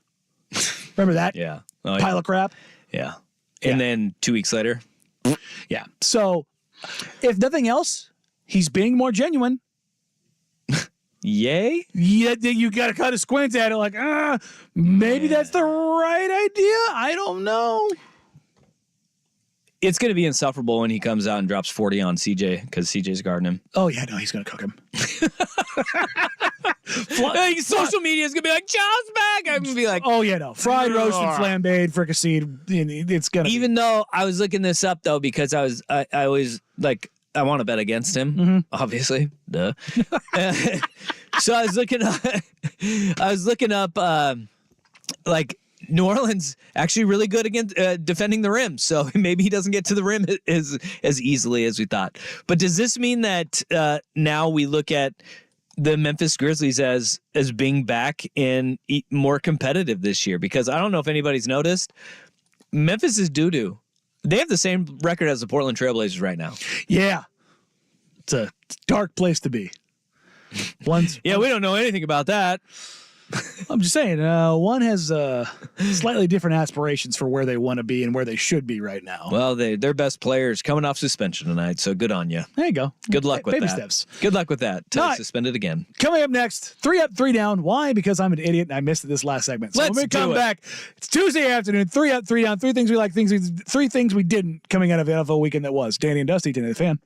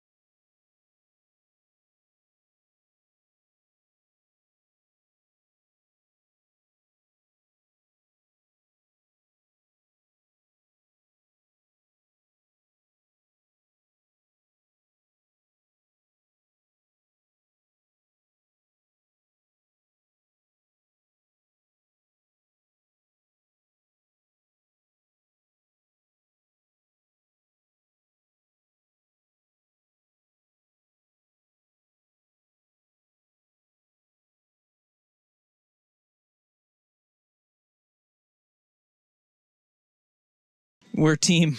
Babe. The days, they blend together. Sure do, Bob. I forget which days are which. And I'm like, oh, that's right. We have that segment to get to. But without further ado, it's time for 3 Up, 3 Down. 3 things we like, 3 things we didn't. Coming out of the NFL weekend, that was Dusty. What is your first up? The AFC North. The AFC North as a whole. Think about this division. Baltimore, Cleveland, Cincinnati, Pittsburgh. Those 4 teams, 3 of them, if the playoffs started today, are in the AFC playoffs, with the Baltimore Ravens being the number 1 overall seed. Cleveland is the first wild card right now, and the Bengals are the second wild card right now. They are playing really dang good football. And, oh, by the way, the Pittsburgh Steelers are only 1 game out of the playoff race. Now, divisional games at the end of the season, it will sort itself out. Look for those teams that are battle-tested when you head into the playoffs. The AFC North has some really damn good football being played all around that division. With the exception of the Steelers' offense. But it really is legitimately the only bad unit in that division. But they have such Ben Roethlisberger saying Steelers culture being dead. Oh, that guy. He's trying to take a little bit of credit there for Steelers culture. We got a text earlier from a person saying what Drew Lock said was the anti-Ben Roethlisberger, who's not even on the roster, but Ben Roethlisberger is rooting against Kenny Pickett because he wants his legacy to be better. And that texter was so damn right. Yeah. He is so frustrating because he was so fun to watch as a player. He was incredible. But he is insufferable as a person. He was not to the same level, but he was kind of the Jokic of football. Just big, thick boy who just kind of did stuff that made you go, how the hell did he do that? That guy shouldn't be able to do that. But he can. What was the pie hole thing that we bean paste in your face hole? Oh yeah, bean paste in your face hole. Yeah. I want this bean paste to inject into my face hole. I think Ben Roethlisberger should do that in Pittsburgh instead of doing his podcast. Yeah. But the AFC North, that's my first up. Really dang good division. It is a really good division. I'm going to go with Baker balls out. Not Baker's balls out. Yeah, I mean, tempo. Baker balls out. Baker, balls out. Yes, very much. Yeah. My voice cracked very bad. The Baker Mayfield Experience, the name of my cover band, has been very fun this year. Genuinely. Yeah. It has been very fun this year. I have tuned into Bucks games 4 times at least. Hey. Or I'm watching Red Zone. I'm like, hey, bring on bread. Bucks are fun. Let me turn this game on. Yeah, I had this as my third, but I'll add to it. Mine's the Tampa Bay Buccaneers as a whole, because Baker Mayfield being one, and look, he had 2 real bad clunkers right before he went off for a perfect passer rating. Atlanta and Carolina, he did not play well in those 2 games at all. But if you get a semblance of Baker in Green Bay, maybe they just had Joe Barry being the defensive coordinator everywhere, but that defense is good. They can run the ball. Rashad White and Baker Mayfield, they got a nice little rhythm going with back out. I really think that at 7-7, if they find a little bit of rhythm and they find a little bit of footing, Tampa Bay may be a sneaky little team to win in the playoffs in a god-awful division. Everything I said about the AFC North, do not see in the NFC South. It is a complete antithesis. If I told you that Baker Mayfield had the 9th highest passer rating this year in the NFL, that's crazy. Would you be surprised by that? I would be, but look, just listen to his stats real quick. Old man Hera has always been a big Baker Mayfield fan, so I get texts on Baker Mayfield all the time. So I do know he's having a great year. 64% completion percentage, 3,300 yards, 24 tutties, 8 picks, a 3-to-1 touchdown interception ratio. Yeah, well, that's a hell of a year. Look at this though. Even with his perfect passer rating, in the month of December, he's only completing 58% of his passes and has a rating of 108. He had a perfect passer rating in one of the 3 games. He was god-awful. He had a quarterback rating of 86 against Atlanta and 68 against the Carolina Panthers. You take those 2 games out, he has played even better than what we've thought. Not too bad. That's cray. It's fun. It's a fun little story here. Yeah, it is. I guess I'll go with mine. The CMC train keeps chugging along. Christian McCaffrey continues to be insane. He's up to 20 total touchdowns in the season, which I thought would be running away. This is going to be a little side note. Yeah. Raheem Mostert also 20 total touchdowns this year, including 18 rushing touchdowns. I saw a little graphic of Raheem Mostert. I'm going to try to find it here really quick since you brought him up. But it was something like in his career, his first 8 seasons in the NFL, he had 19 touchdowns. And he has 20 total this season. Yeah.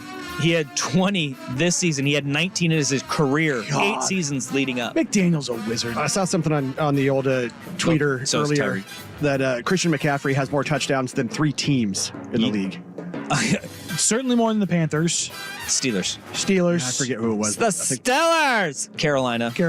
Yeah, I said Jets. Carolina. Oh, Jets. That's that's got to be it. What's your number 3? Oh, Detroit. There you go. I was like, whoa, what are we doing here? No, Detroit. The Lions, they popped. Back at home, back in their comfort zone. But it was the comfort that we saw with Jared Goff and his receiving core. If that core of receivers can stay healthy, he's got Amon-Ra St. Brown, Sam Laporta, Jamison Williams, Josh Reynolds, Jahmyr Gibbs, 2 out of the backfield. Watch out. Because them staying healthy was a terrifying prospect. This is like kind of Washington, right? Washington didn't have their full complement of receivers until the very last game against Oregon in the Pac-12 championship game. Boys went off.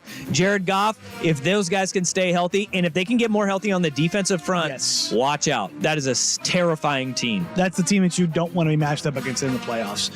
My last up, you mentioned the AFC North. I'm kind of piggybacking on that. Okay. The Baltimore Ravens, who are quietly stalking as the best team in the AFC, tied for the best record in the NFL. You look at that team and you just go, how the hell are they doing this? Much like the Ravens of the past, most of their team is somehow injured. They had a running back healthier. Well, they had a running back tear his ACL again. Yeah. And you just kind of look at things like, here they come again. No Mark Andrews, no J.K. Dobbins. They're still finding a way. Over and over and over again, you look up, there they are, and nobody is talking about them. Nobody at all. What do you have for your first down? Well, I said the AFC North as a whole. My first down is the Pittsburgh Steelers. So they got their one little boost, right? You get one decent game after firing your offensive coordinator. They have scored 10 points against the Cardinals, 18 against the Patriots, and they laid an absolute egg last Saturday, in Indianapolis against the Colts. Their offense is back to being really stinking bad. It's not just a Canada problem. You can't just blame Canada. They've got bigger issues offensively, and they need to figure it out. But they're well coached. They've got a good defense, and they have a great organization. They won't be down for long. I believe that. I believe it. You believe it? In my bones. All right, well, this is kind of a bit that I've had going. I had one more week to go with it.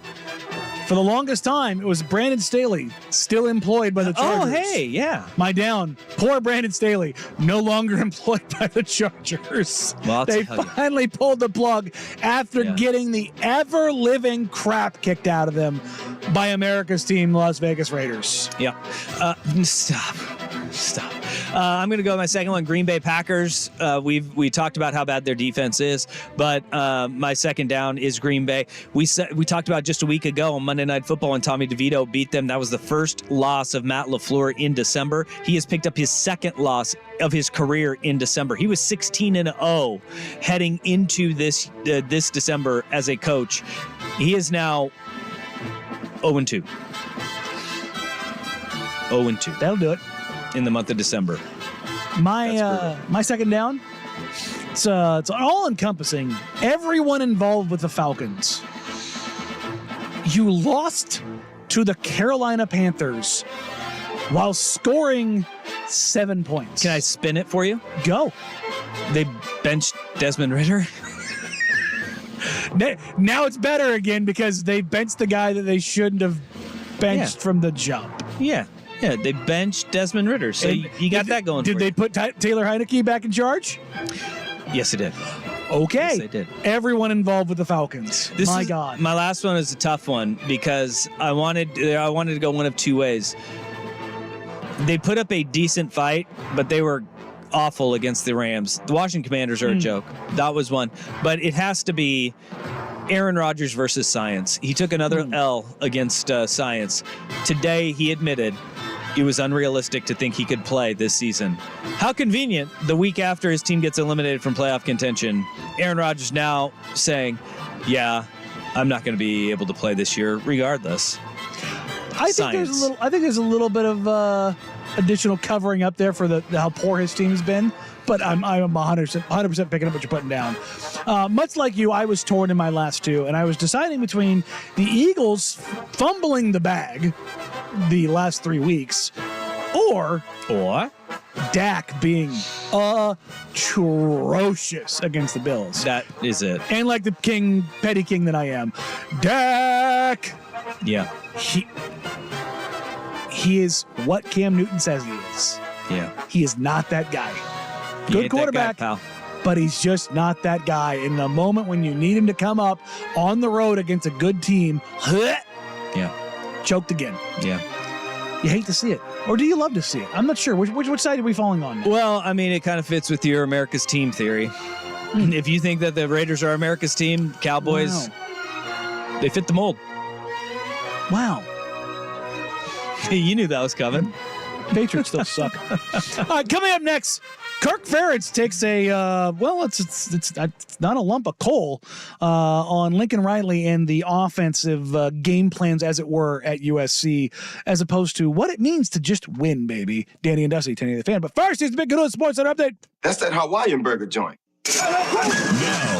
Now, from the Spirit Mountain Casino Sports Desk, a Sports Center update on 1080 The Fan. This update brought to you by A&E Plumbing, Heating, and Air, serving Portland, Southwest Washington, and the Gorge. Online at aneheatingandcooling.com. It's hard to stop a train. First on The Fan, Trailblazers back at it tonight, hosting Kevin Durant and the Suns. 7 o'clock tip on Root Sports. Shaden Sharp is questionable with right adductor soreness. Losers of 7 straight and 16 of their last 19. The Blazers are 7.5-point dogs.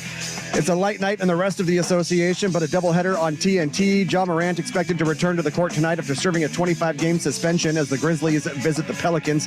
That's a 4:30 tip, and followed by the Celtics at the Warriors.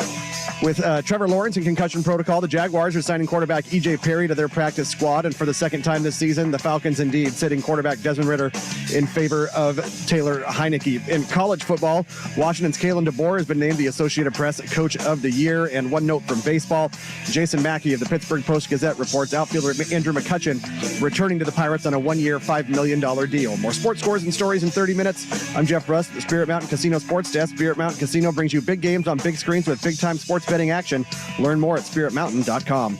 Every day, get the NFL headlines delivered straight to you. Follow the Best Football Show with Brian Baldinger on the free Odyssey app or wherever you get your podcasts. I'm sure you've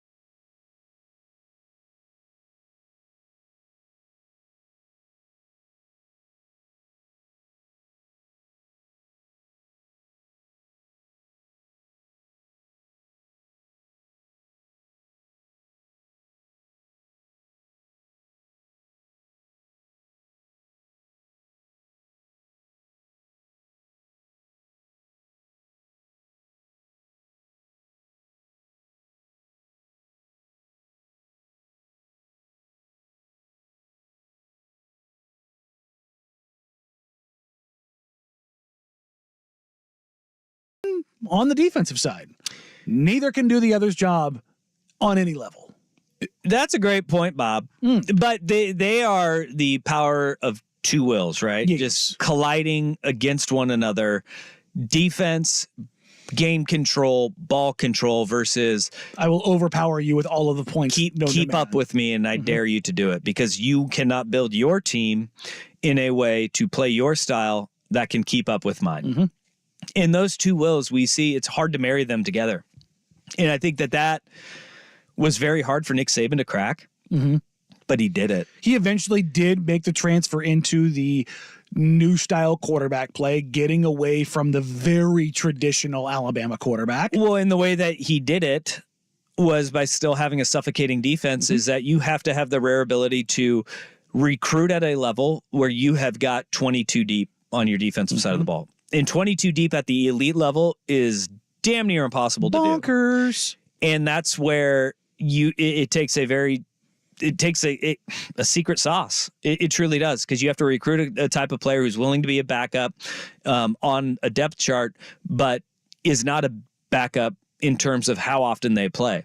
And it is frustrating as you cover a team or you follow a team when a coach like Dan Lanning or Kirby Smart or Nick Saban refuse to release depth charts. But there's a reason why they do it. It's because they don't see themselves as a team that has starters, even though we're all like Brandon Dorlus, Jordan Birch. Those guys are always going to start for Oregon. It's weird. Those guys are out there first. We know it. We know it is. But then you look at the participation at the end of a game on a stat sheet and you're like, oh my God. Snap count was pretty close. You look at leading tacklers and you're like, nobody ever has double-digit tackles. How is this happening? It's like the line is usually like 7.5. Yeah. But is anybody going to have more than 7.5? That's where you marry those two, and it's hard to do, man. And it takes a lot of time, and you're going to get overpowered by teams that aren't as deep as you, but are more explosive and have those weapons like Lincoln Riley has, or like you see LSU has. And they'll catch you on the chin every now and then. But Kirk Ferentz knows he can't recruit at that level. He can't do it. It's Iowa. So he has to play one way. And the shots that he took at Lincoln Riley are going to be ones that I think we look at for quite a long time. These are going to be brought up for a while. Because guess who's entering the Big Ten? I'm really not worried about points per game, passing yardage per game, all the stat stuff. Points per game is interesting, it's important, but I got another one. I'll hold that in my pocket till January for you. But what is important is wins per game. And if you want to evaluate a quarter, in my opinion, check the wins per game column, because I can think of a guy that entered the conference recently that came with widely acclaimed, offensive stats and all that. And that's usually how those guys get to become well known, because of their, whatever they're doing, throwing it, running it, wishbone. But then you look a little deeper. So what's this guy's wins per game? And there's usually a correlation. People that just throw the ball around, it makes it tougher to win. It makes it tougher to be on good on defense. I think Phil would tell you that. So there is a team concept here that is really important to me. It's the only way we can win, in my opinion. And come right back to it. I lost my train of thought. Damn. It happens. It still gets down to wins per game. Oh, I know the other one. There's a school on the West Coast right now that's going to recommit to defense. You have a 42 to Tulane last year in a bowl game. So, at a place where, Ronnie Ott played. So I just find it, now they're going to think about defense. To me, that was the first thing we thought about 25 years ago. That ain't going to change. That just ain't going to change. So the coordinator coming in is going to have to understand, this is who we are. It's worked pretty well. We're looking to improve, always looking to improve. It's very interesting on multiple levels there, because this was in response to a question about how horrible his own offense was, and he decided to deflect and go after Lincoln Riley and what he's looking for in an offensive coordinator. Yeah, it was, but it's the whole thing. I forgot my train of thought there. Hold on, I need my third talking point. He knew this was coming, and he knew exactly what he was going to do with this. He was going to deflect to Lincoln Riley, newly coming to the Big Ten, and go, yeah, well, there's a school on the West Coast right now that's going to recommit to defense. They gave up 42 to Tulane in a bowl game last year, in a place where Ronnie Lott played. So now they're going to play defense. Remind me again, how many points did the Iowa give up to Michigan? I think they lost 26-0, or was it 36-0? Okay. What was that? 26-0, yeah. Yeah, and they pride themselves on defense, right? Mm-hmm. Okay, just wondering. But this goes back to he knows he can't recruit like that.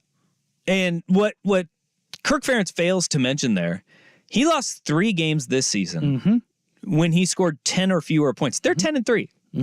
All 3 of their losses, they scored 10 or fewer points. Shut out twice, 10 points. They lost 12-10 to Minnesota. Ugh. And that punt return that should have gone for a touchdown, not an offensive touchdown. Like, you have got to know you have to be good offensively. They've lost 9 games over the last 3 seasons. I don't think they need to be good. Well, they lost 9 games over the last 3 seasons where they've scored fewer than 10 points. 9 games over 3 years. 9 times. But he's also saying, we'll wait till January. They play Tennessee in the bowl game. This is the battle of wills. Tennessee with Josh Heupel is an air raid offshoot. They will try to whip the ball around the field and make it into a track meet. When he said in there, we'll wait till January, they could be 11-3. And I think his point is, yeah, Lincoln Riley is also 7-5. And they're not near. You put them in a phone booth together, I can tell you Iowa's walking out because they're tougher than USC is. And they would play them on the outside. Defensively, they would play USC really stinking tough. And that is kind of, he's saying it's culture over just eye-popping offense. You have to be able to marry the two. That's a guy who is not happy he had to fire his son. It had to happen, though. Yeah. Your offense was inept. Like, he's deflecting and taking shots at USC. You can't score. Because it was, again, this goes back to the Deion Sanders and Shiloh Sanders school of thought where, he demotes Sean Lewis his play calling duties because it makes his son look bad. Yep. Now this is Kirk. This is why nepotism is always problematic in sports in particular, is because you're put in these positions and you're not put in these positions. You put yourself in these positions. And then when things go awry, which they do, the only time I can think of it not going completely sideways was Landon Monty Kiffin. It was actually good between those two, and there was never a bad, kind of relationship as it were there. Until he got fired on a tarmac. Well, Bonnie was no longer there. I mean, that is like that is it though. But you had his dad was an offensive genius, and the son was an offensive genius in his own right too. Brian Ferentz ain't that. No, definitely not. that was a low blow. Look, it was. It's just the projection there is interesting to say the least. But I tell you this, I got a fun question to ask for Big Ten Media Days. Yeah, there we go. All right, coming up, we'll put a nice little bow on this show as the Blazers get ready to take on the Phoenix Suns and the return of Yusuf Nurkic, Nasir Little, and Drew Eubanks. Danny and Dusty, Danny the Fan.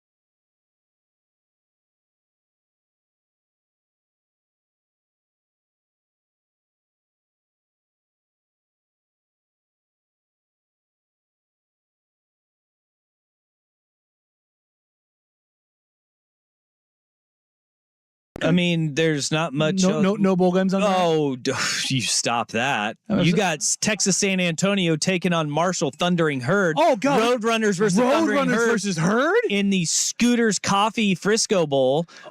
Yeah, I'll be watching.